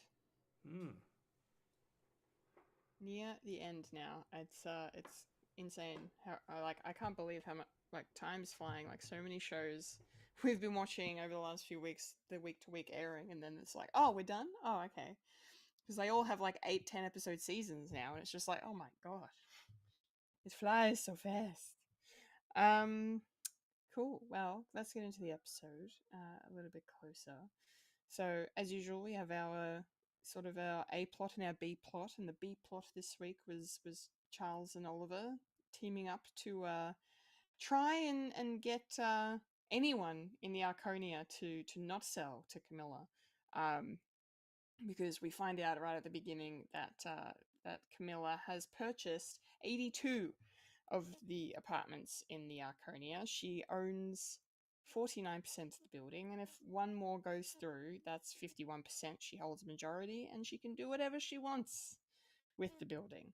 And that, of course, is building her casino. So we don't want this to happen. We don't want to see our trio lose their homes.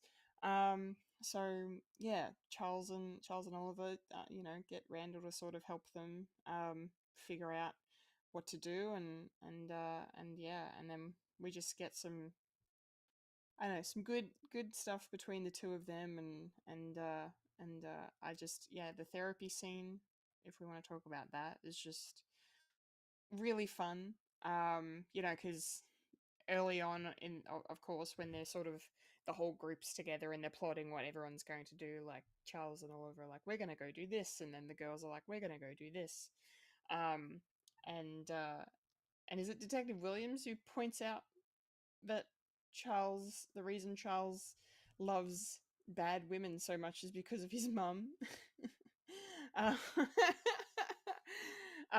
yeah, fantastic. I really loved that, because we obviously in the previously on they showed us a clip of him talking to Sophia Cacciamilio about I don't really like to talk about my mum, sort of thing, and then we get to see more of that explored here, and I love that as a reason for why he falls for the wrong women, because he's seeking that validation that a bad woman will give him. It's just like, okay, wow, his mum must have been a piece of work. So it was cool to learn more about Charles in this episode, and then see how that then went into the therapy scene. And then, of course, Oliver's dealing with whether or not he should sell. And this is one of my nitpicks of the episode, is because at the end of the episode we find out that, Loretta is totally fine with an understanding of Oliver's predicament with, whether or not he should sell, or or they should stay. And she completely supports him in his decision wanting to stay in the Arconia because she understands what it means. But she also because she also kind of gives off these creepy vibes at the start here, and he's just like, what the fuck's happening? So yeah, and then he's starting to doubt his marriage, and I just felt like it was a bit of a, just for the show to go to a degree of setting up how good they are together, Oliver and Loretta, to then just put some doubt in there to create some tension. It didn't work for me at all. I didn't really like it. I mean, it was funny just to see the way Martin Short kind of played looking at Meryl Streep as if she was crazy. Like, that was funny. But on the whole, it didn't really work for me. So before we talk about the therapy scene, I want to hear what you guys think. Fulya, did it work for you, having Oliver maybe doubting and realizing, maybe I don't actually know Loretta that well? What did you make of that? Yeah, look, when she started talking about the fact that she was a psychic, and she turns to Oliver and tells him, "Yeah, I told you about this, right?" And Oliver's looking at her thinking, "No, I don't remember you discussing this with me." And that whole scene kind of playing out. That scene, I think, might have gone a little bit too long. Them trying to, Loretta trying to be like, "Yeah, no, I definitely told you," and Oliver's just like, "No, I don't remember this." um, so yeah, that kind of did go maybe a little bit too long than necessary, but um, the overall kind of like character arc, I suppose, that Oliver's going through with his doubt of Loretta and not knowing her very well. I think it's one of those things where there's I mean, I don't know. I've never been married, so I have no idea. But in terms of like relationships, like I feel like there's always something that there might be something that you're holding back that you don't want your partner to know, or there's something that you think you've told your partner, but then they tell you haven't, and you realize, oh crap, maybe I should have mentioned this earlier, kind of a situation. But in this instance, it was more of a Loretta was so sure that she mentioned it to him, but Oliver distinctly says that he doesn't recall this Yeah. discussion being happening. So I'm not quite sure how I feel about that. It's a bit weird, I suppose, the way that happens. But then, the way that Oliver is doubting his, I suppose, his love for Loretta in a way, because of the fact that he thinks that he doesn't know her. But it sort of comes with being in a relationship. You learn a lot of new things about your partner. Whether you're still dating them or whether you're getting married to them, even in the marriage, you learn different things from your partner. The more you live with them. So yeah, I don't know. That might be a normal thing, but the way that they just kind of dwelled on it a little bit too much in this episode, maybe. Even though his main reason was more so that he was just afraid of wanting to let go of his apartment and setting up somewhere else. That was kind of where his main concern was. But then the sort of the writing going in the direction of him not knowing anything about Loretta was a bit weird. So yeah, I don't know. Like it was a little bit strange to get my head around. Yeah, for sure. Yeah. Very, very interesting choice. What about you, Mike? Did you go for this? Did this make sense for you, the tension that they kind of created between them? Yeah, it does make sense of having a relationship that was virtually very quick one, and they only knew each other for, I don't know, a year and a half, if we're going by chronological standards, and then getting married, and then it's and even from then it was a long distance relationship, and then you're still learning new stuff. I think it was, it was just more what's the word, convenience in the sort of narrative of having that, just to have something to do. And considering Charles and Oliver are sort of in the background for this episode, they didn't really do much within. And overall, Charles hasn't really done much throughout this whole season, which is kind of weird.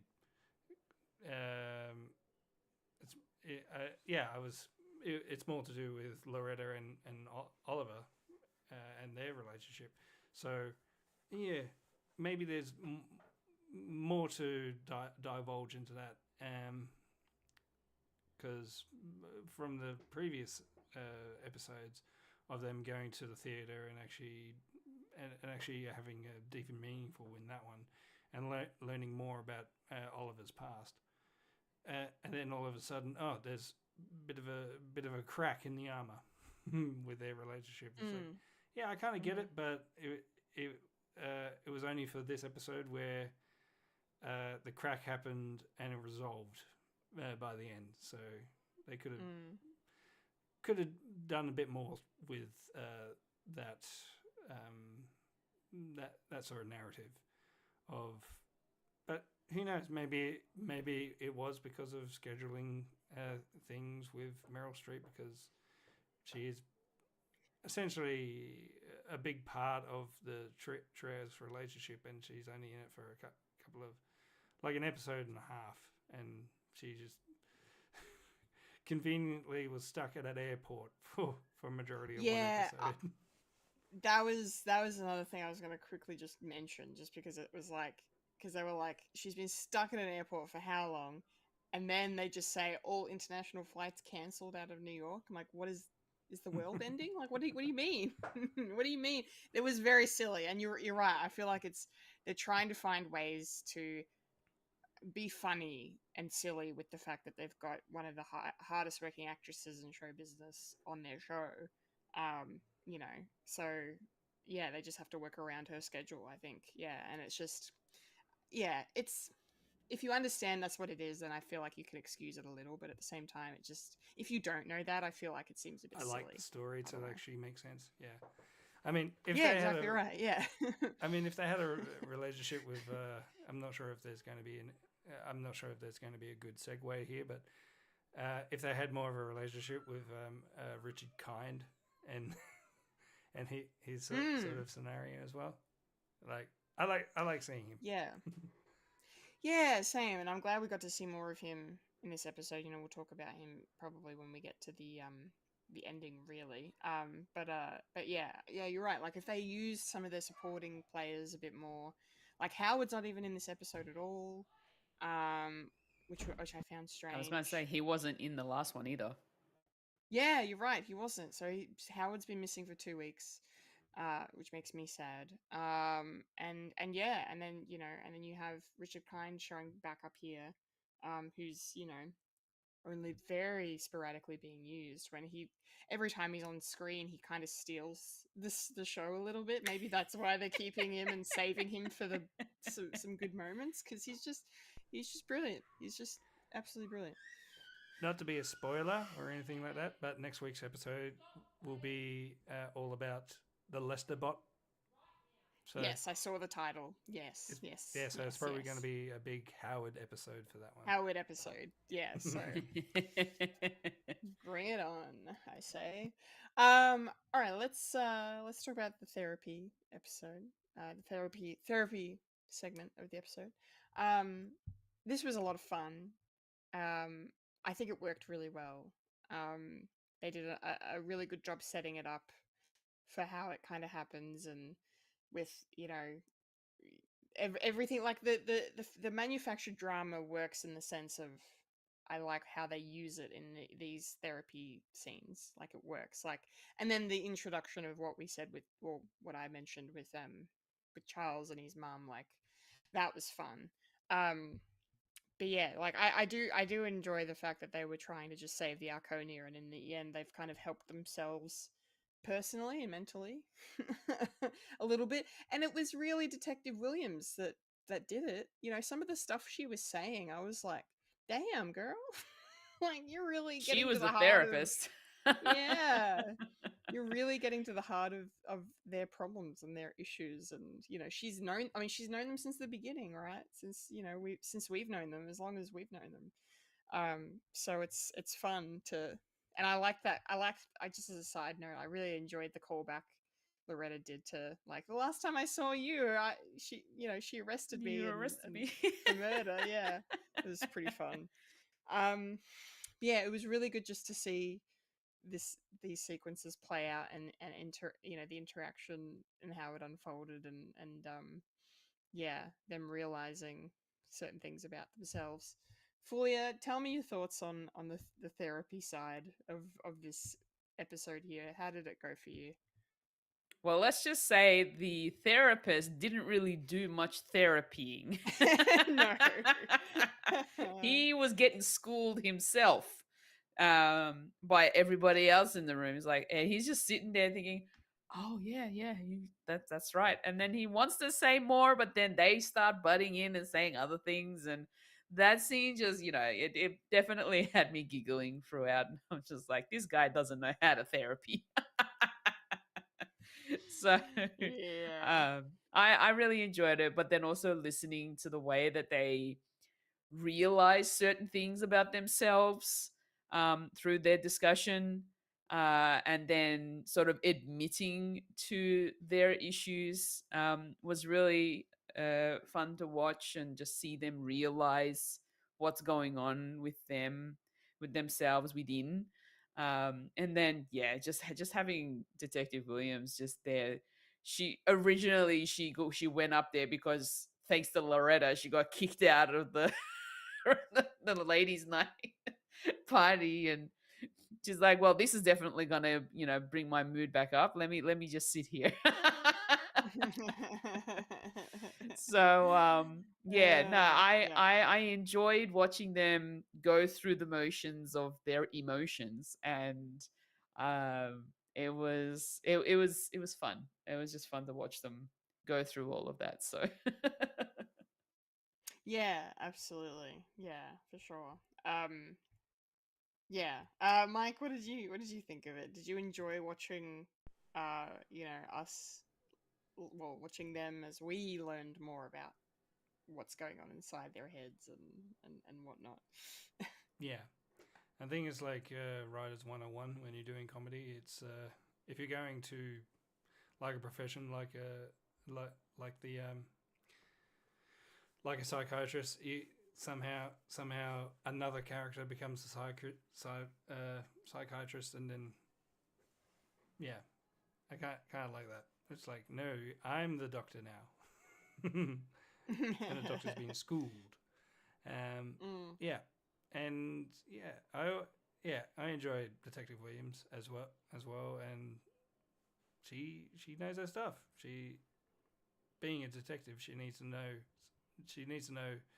the ins and outs of people's like psychology as well. So it would make sense that she's the one that says, "Oh, Charles, this is the reason why you have a problem. It's because," and just to get it, and just to get out of that sort of caricature.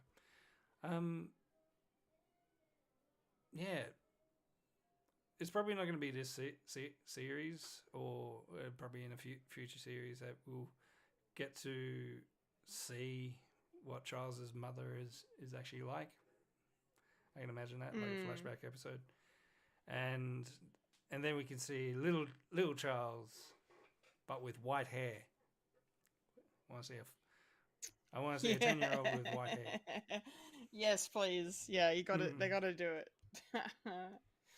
Yeah. So it is a good that would be episode, great. and it was written quite well, and it's also a good character piece as well for Charles and Oliver, just to sit down and just sort out some stuff.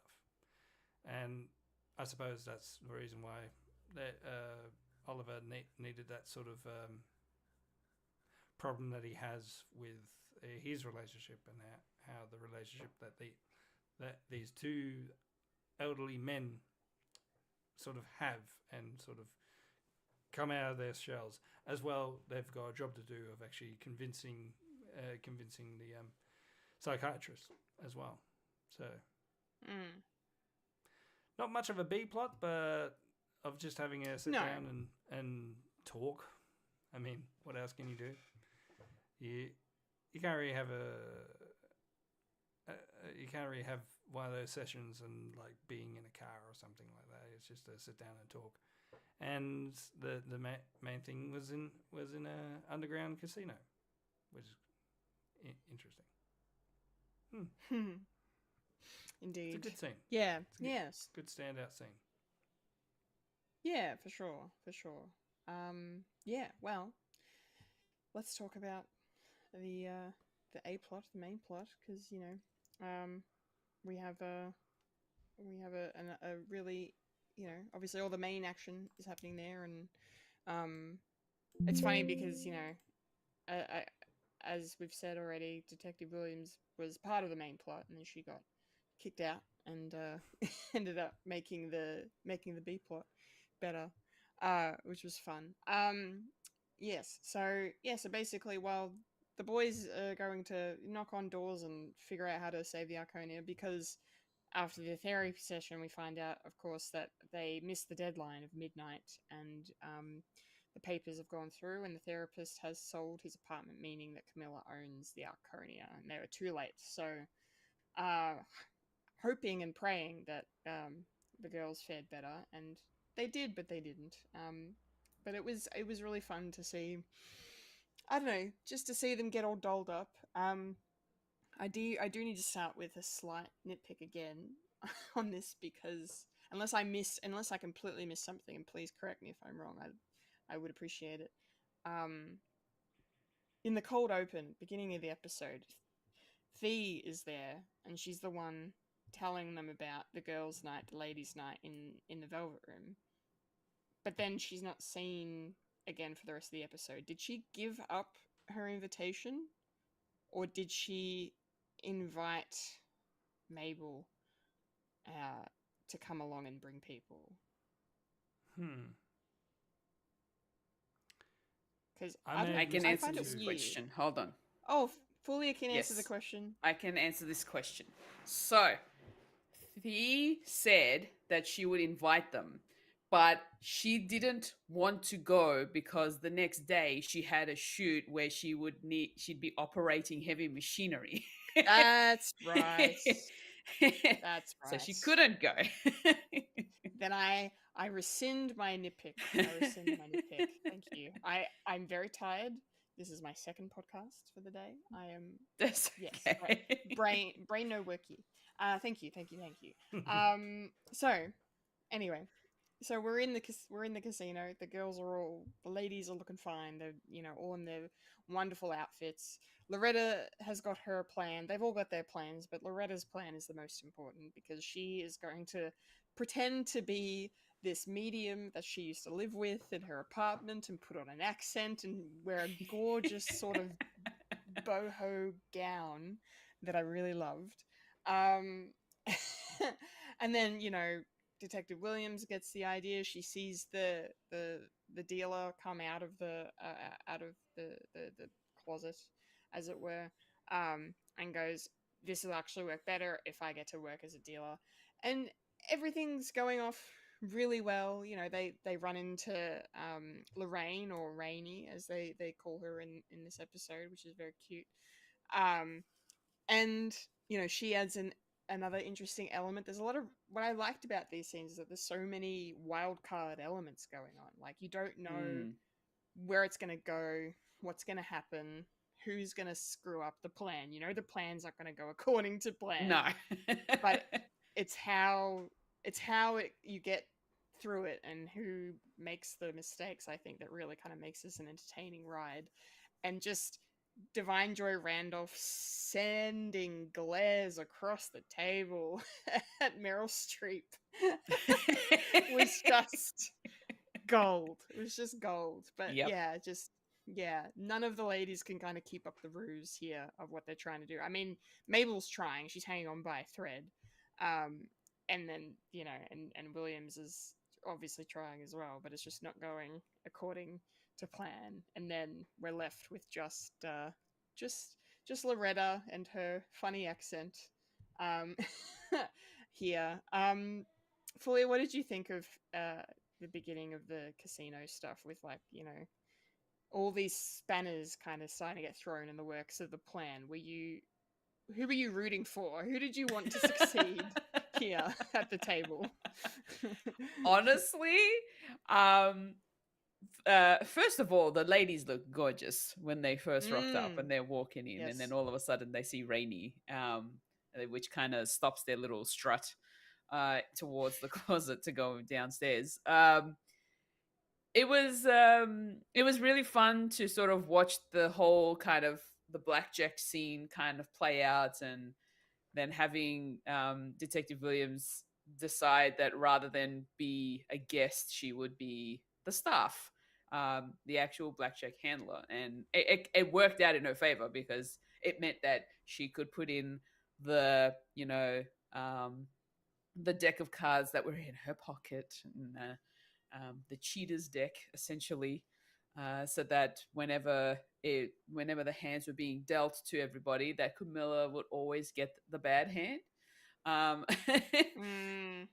And so the fact that Rainey was having a hard time keeping her emotions in check, being at the same table as Camilla, because she, in her head, she's like, I don't know if you're the killer, but you're still a bad person because of reasons. So she's just going to straight up assume you are definitely the killer. And she just couldn't hold back. And the way that she was also just saying things under her breath, which is like, and just the sarcasm was oozing out every time. She's like, yay, I'm so lucky, even though I'm the one that doesn't have the husband alive.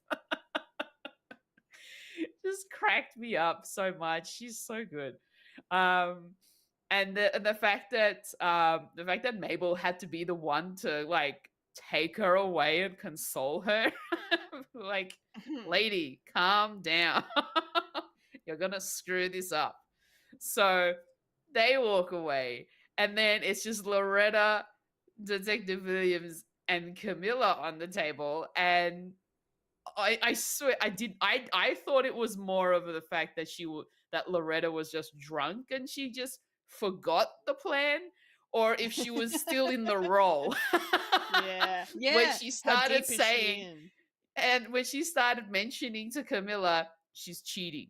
She's using a cheater's deck. And like, you're right. Honestly, Kendall, when you said that Williams, the way that she stared at her, and I was like, oh no, this is not going well. What the heck is she doing right now?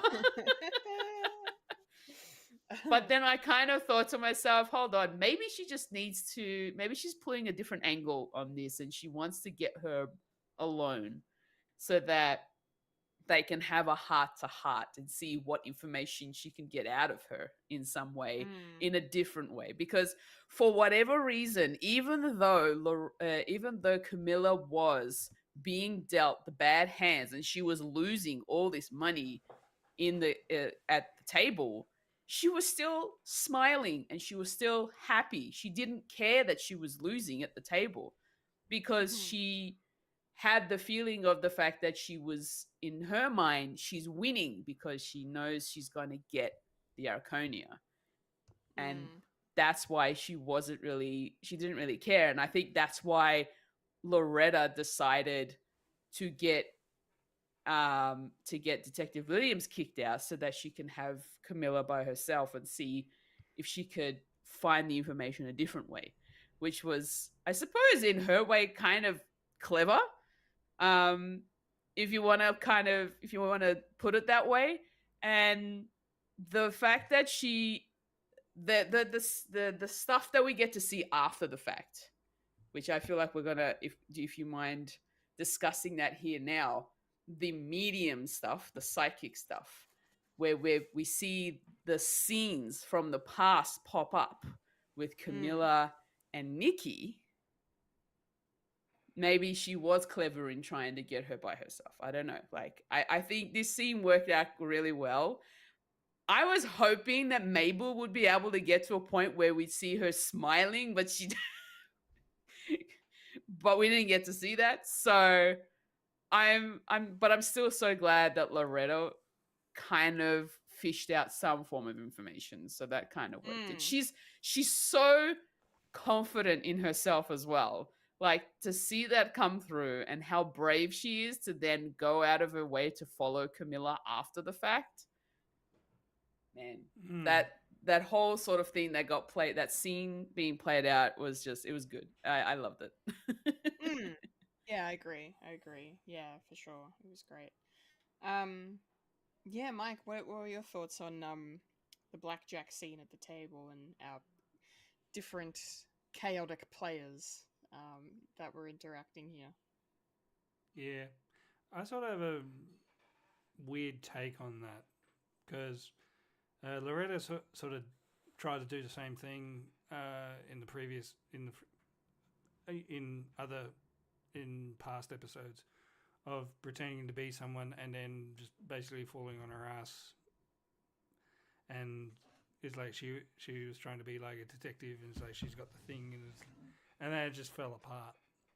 And for this episode, it worked, which is kind of weird, as well as her sneaking off to the back room, and then we don't see her until she enters the theater, the other scene, and she's got the crank. Something may have happened, and I'm only thinking, and I don't want to, but she does seem to be. She does see it may be a bit of a sinister sort of thing. Maybe she wanted to get her alone because she knows more than what is that she's letting on. Maybe Loretta knows a bit more than what's going on. Because it seems a bit very convenient of actually picking off the other women as well as the actual detective, and just having her just by herself as she got all this information, and interesting. I do find it interesting. Yeah, no, it's good.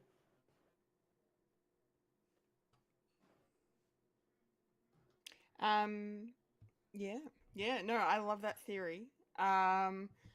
That's really, really cool, and I really like it. Now I really want it to be true. And Mike, you do have a great track record for these things, so I'm hoping for the best.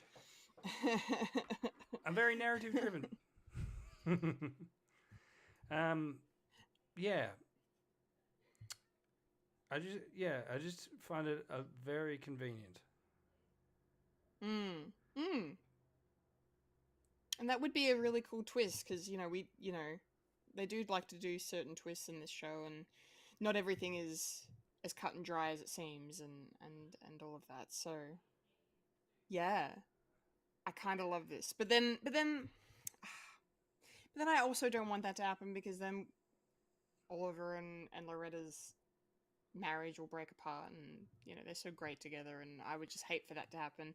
But then that would also be a really good reason to get Meryl Streep out of the show and not have to worry about her commitments and getting stranded in the airport for 10 days. and then Charles can just go, ha ha ha, you have bad taste in women too, ha ha ha ha. I mean, could be she burned down her own house. It could be. Yeah. Like, I don't think it's going to. Who knows? Yeah. We've got 2 more episodes, and I'm coming up with theories. I love it. I love the theories. It's great. Cool. So yeah, fully you touched on it a little bit already, but yeah, the sequence with Loretta and Mike, thoughts? Go. I can't remember. I probably need to watch it back. But did Loretta somehow convince Oliver to sell sell his part of the Arconin? I don't think he. I I don't think don't she think did. so. No, No. because the end conclusion was very much, at the start of the episode, she was excited for them to find a place that could be theirs, and that caused the concern, and then, therefore, at the end when Oliver is up front with her, and she kind of guesses what it is, and she goes, and then she calls it our apartment, our home, at the end there. So she's very much wanting him to stay, I think. Okay. Mm. Yeah. So Maybe that's she not a know- red flag. Maybe she knows that. Maybe she knows, and then all of a sudden, hey, I'm going to be here anyway, so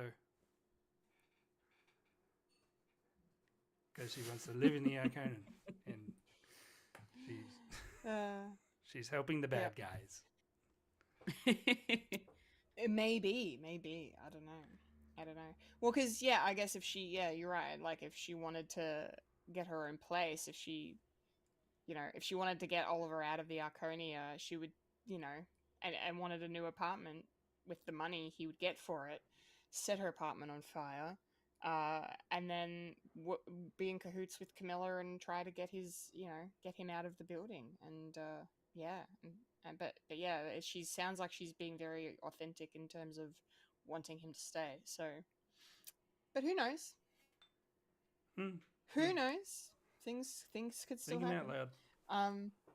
Thinking out loud. I love it. No, I love it. It's great. But yes, I enjoyed the scenes where Loretta is getting to be full medium mode and very much in the character, and even to the point of like not being a caricature, because there is like a lot of it is very caricature like, where she's sort of doing this like almost gypsy-esque sort of person, very much stereotype, and then by the time we get to these scenes where we get to see, it's obviously Camilla's talking to Loretta about Nikki and her plans, their plans and everything, but we get to actually see it in this really cool way. And I really liked that, and it was good because we need more answers around Nikki and his involvement here and why he ended up dead, and it made perfect sense for the two of them. So because we also got that at the beginning of the episode, seeing the two of them in the past in the Velvet Room interacting, and you can clearly tell there's some chemistry between them. And yeah, and so we get to kind of see what it all means and how it unfolded and stuff. And the last scene we see with Nikki, he's very kind of worse for wear sort of thing. His suit's a bit disheveled. He seems like he's in a bit of a panic, and Loretta seems to find it a bit curious, I think. And I definitely found it very curious, and I thought we were going to lead into something, but then we didn't. But that's fine. But yeah, it was done really well, and I really enjoyed how we got the reveal of the fact that they were working together to get this casino, because Camilla wants what she wants, and doesn't want Bash and Jay Flug to have anything. So and she knows that because she's into Nikki, and she knows what he wants, and he doesn't want to lose his business, his space that he's cultivated and taken over from. Because does he say something about it being inherited from Sophia's side of the family? I think that's what he says. Yeah, so he's running it through that, through her side of the family. So that was kind of interesting to hear as well. I don't know if that's super important or not, if that comes back to haunt anyone later, but who knows? They're probably done with trying to make Sophia a bad guy at this point, but yeah, There's always a possibility. but who knows? Anything? Yeah, you're right. If we can go back and potentially theorize that Loretta's up to no good, then maybe Sophia is. Yeah. So yeah, I really yeah, I liked this whole thing. It fit in perfectly with the story, made sense, and yeah, led to some great reveals.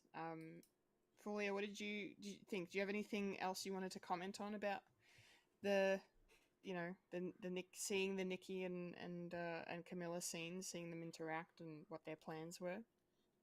No, I think you pretty much covered most of it.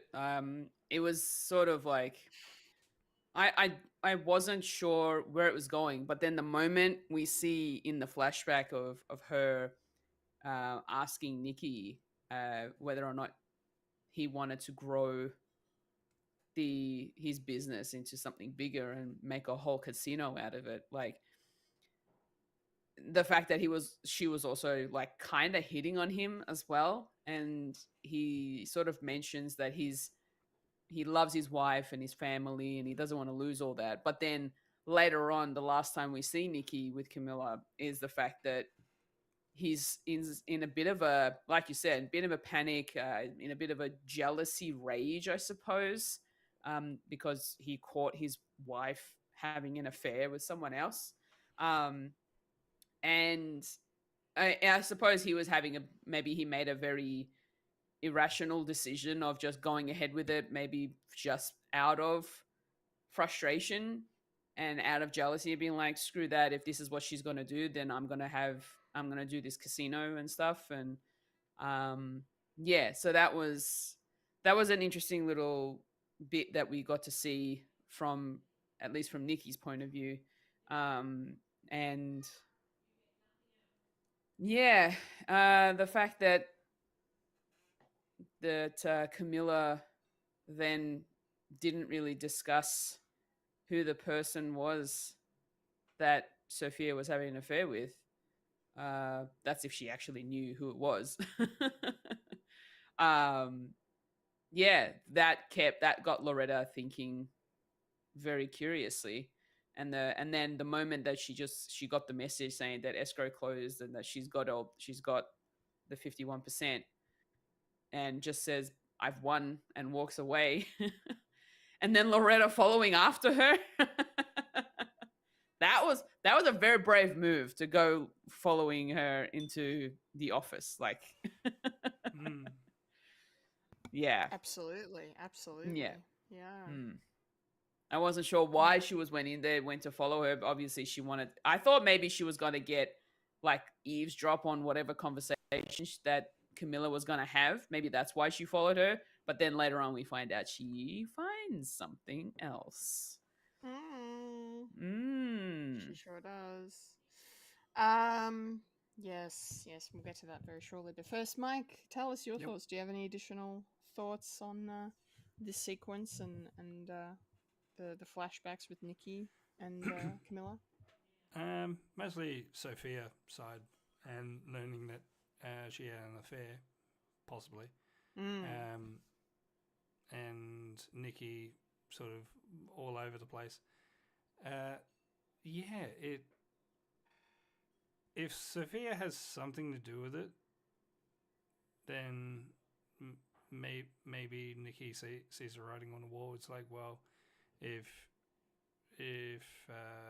he's like family orientated, as he says, I'm about to lose basically my nest egg of being in charge of the illegal casino and all this other stuff, because Sophia's having an affair, so maybe she's going to say goodbye, and then he's out on his ass, and all he has is a laundromat, and then he ends up dead. Maybe he knows a bit. Maybe the person that Sophia is probably having an affair with is someone that we actually know. My hunch is possibly one of the other two billionaires. Maybe Christoph Waltz. Maybe. Yeah. Bash. Or Bash. Or the other guy. Maybe that. Jay. Jay, like him young, and then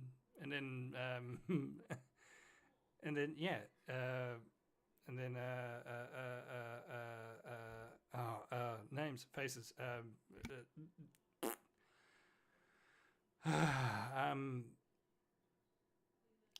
Mabel.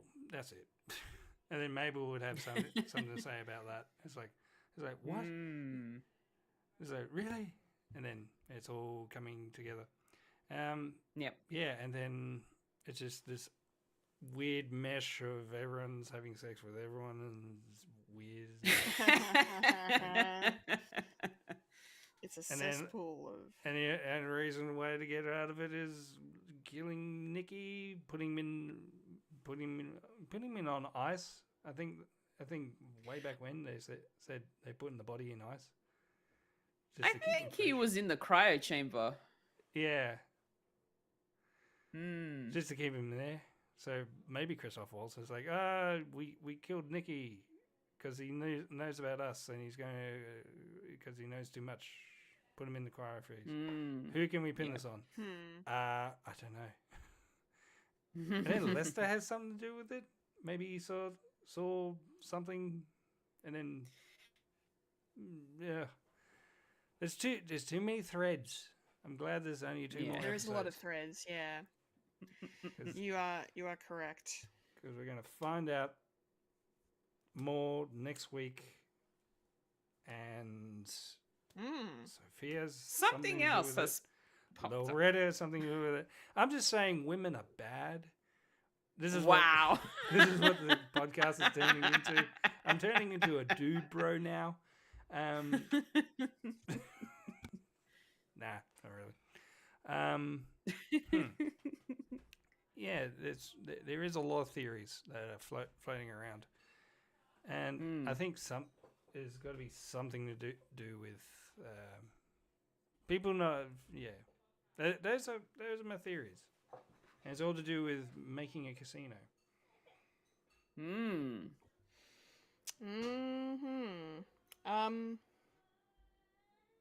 Yes. Well, with with all that being said, there's one more thread I just wanted to quickly touch on before we move on to the ending, and that was basically Mabel in this episode and her lovely sort of, I don't know. I love that scene between her and Lorraine, Rainey. I thought that was good. It was brief and it was quick, and it was just really kind of sweet, and I kind of like how, Lorraine's gone from this woman who we thought maybe could have murdered someone or done something, and she really is just a grieving widow. But then the other interesting side of it was just Mabel realizing that she might have actual feelings for Jay Flug for some reason, which I'm okay with, to be honest, because they did have that moment in last week's episode when he kind of really felt like he succumbed to his weaknesses, and because he there's definitely a spark between them. There's some kind of chemistry there, so it's not out of nowhere. And just her thinking that Mabel thinking that maybe something should be pursued, and then Rainey kind of telling her to go for it, really, was kind of sweet. Yeah, I just thought that was really interesting, and especially because we've seen just as much as Charles has had bad luck with relationships, so has Mabel. So it would be a big surprise if this is the one that she kind of ends up with. But yeah, I don't know. I'm curious, and I'd happily watch them make out. It's fine. What do you think, Fulya? What do I think of them making out? Yeah.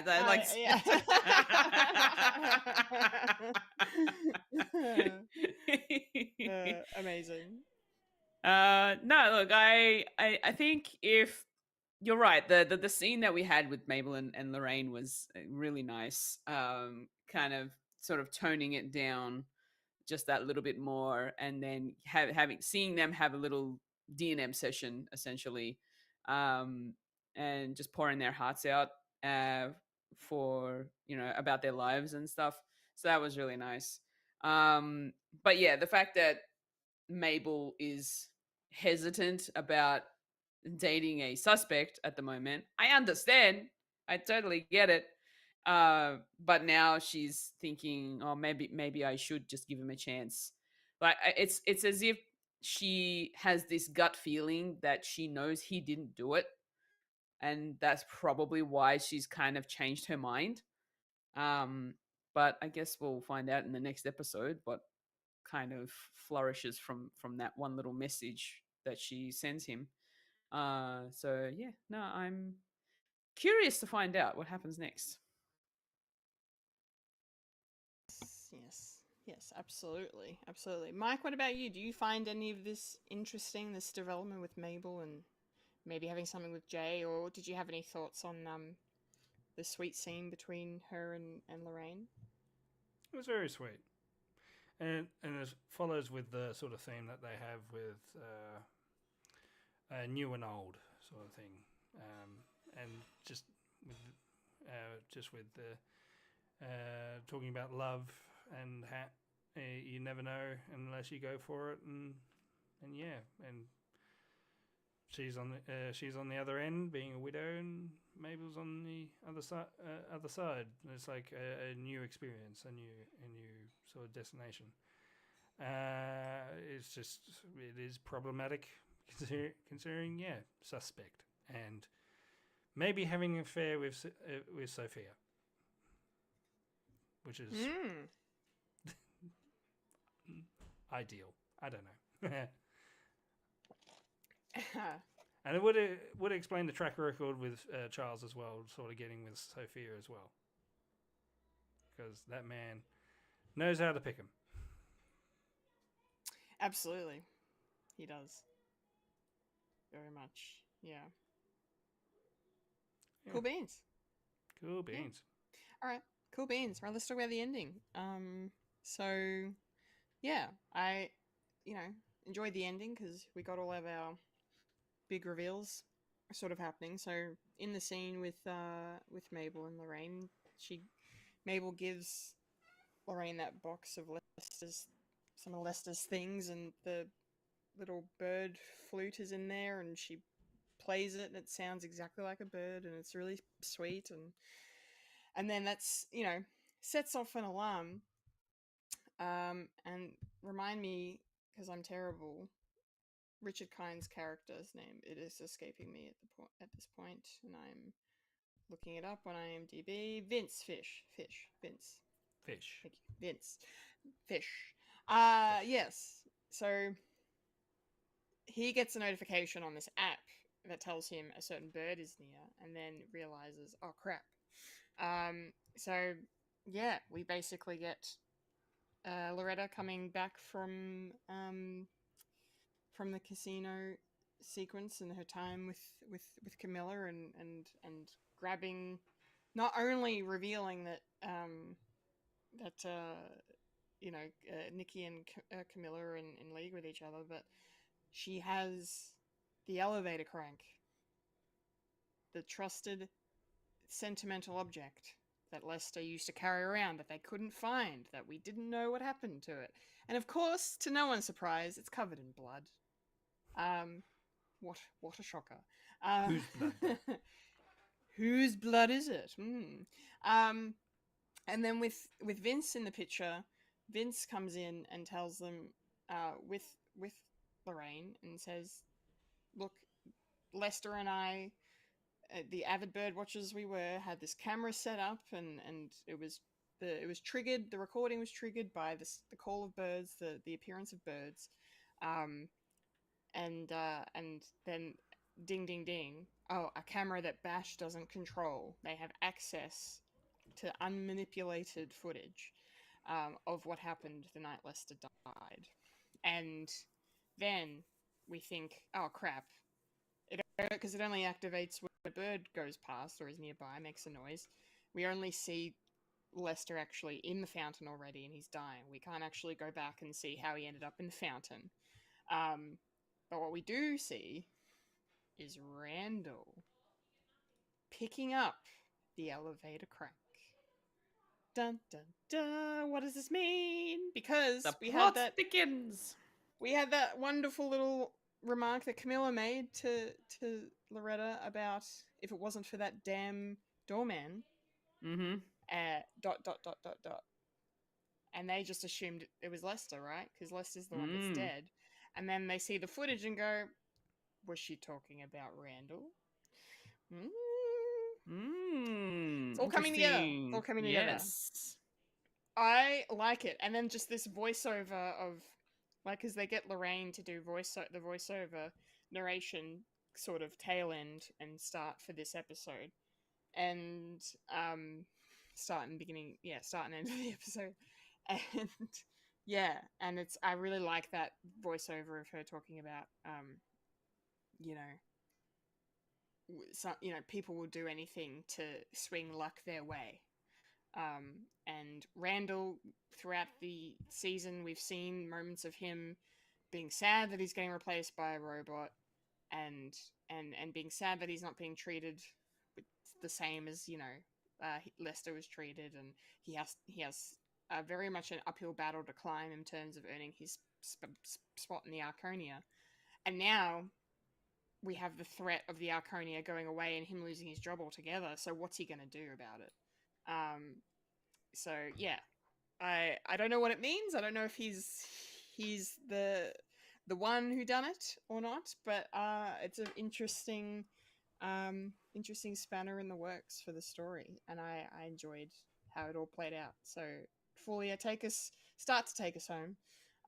What did you think of this Randall reveal at the end and the elevator crank? What are your thoughts about all this unfolding here?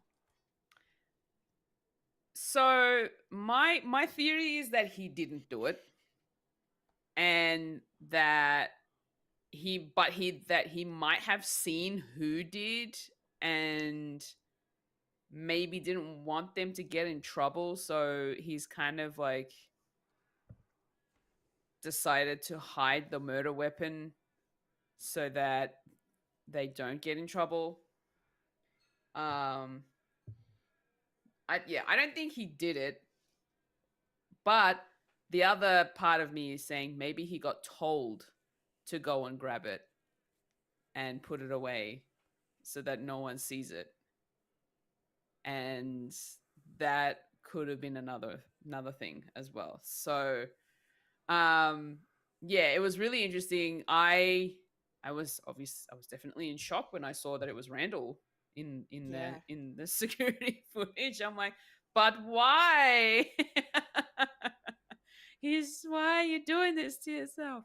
Look, I'll be very shocked if we find out that he was the one who murdered Lester.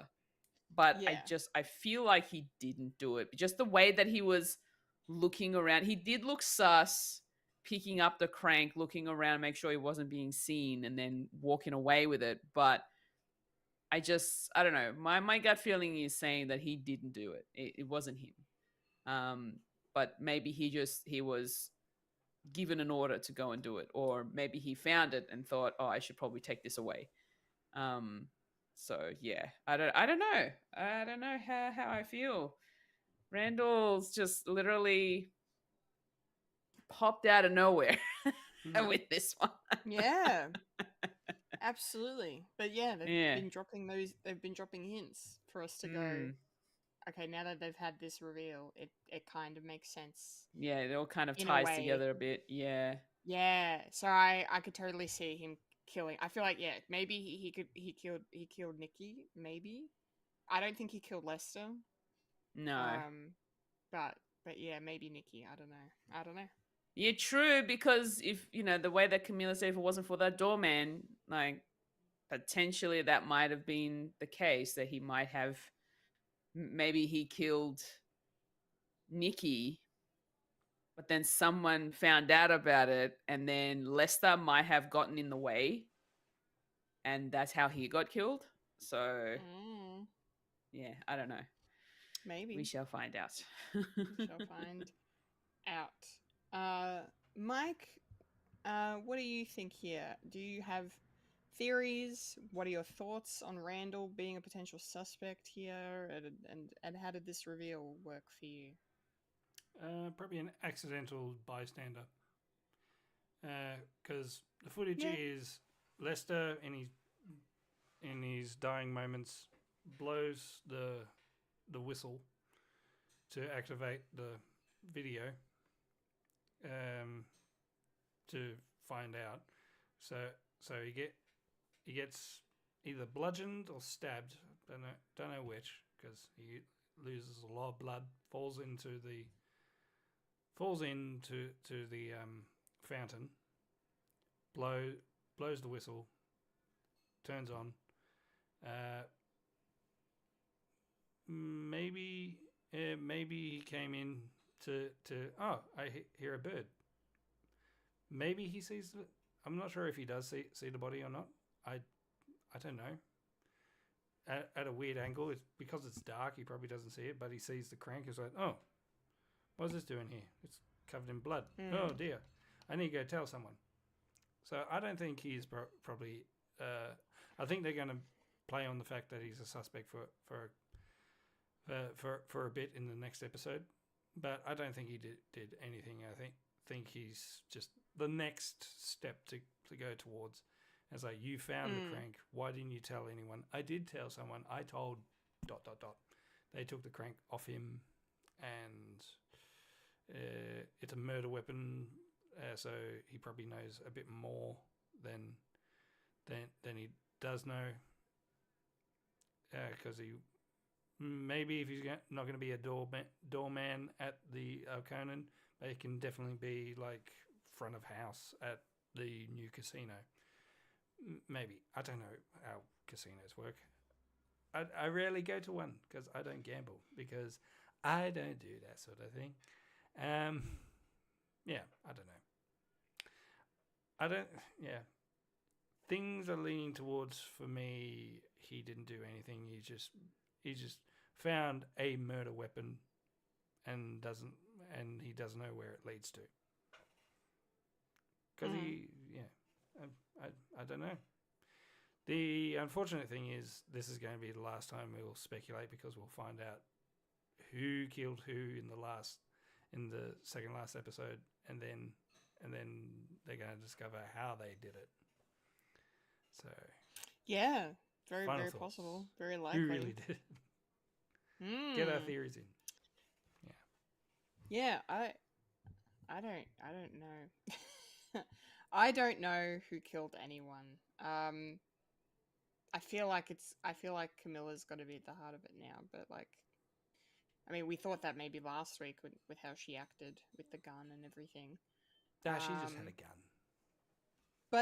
But yeah, like, she also feels like a red herring. Like, that's the problem, is that it's hard to kind of guess who the murderer or murderers are, because everyone has a motive. Like, so many people have a motive here, and so many of them could just be, red herrings that have been introduced just to take us off the scent.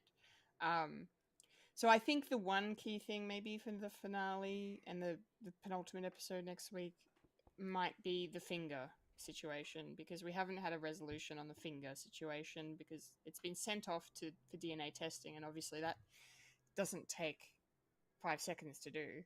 No. I'm hoping we get a DNA result on the finger next week, and that then leads us directly into who did it. That's the only real kind of theory I have. So, yeah. Does Fulya have any theories, any other thoughts she wants to share?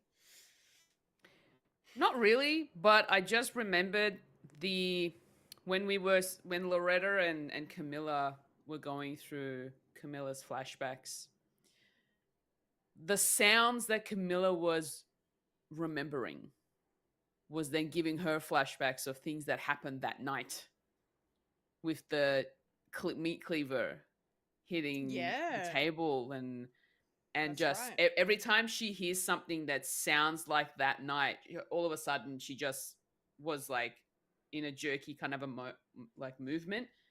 I think she had this kind of fear within her, And you could sort of see it in her face whenever she heard those sounds. And I thought that was actually pretty interesting because it's not something that we've discussed, but I kind of picked up on it and only just remembered that actually happened. So there's more to what Camilla's story than what we've seen so far. And I'm hoping we'll get most of it revealed in this penultimate episode coming up, but I feel like it'll all be revealed in the last one. So yeah. We'll see. We'll Mm. see. Mike, did you have anything you wanted to add, or shall we end it there?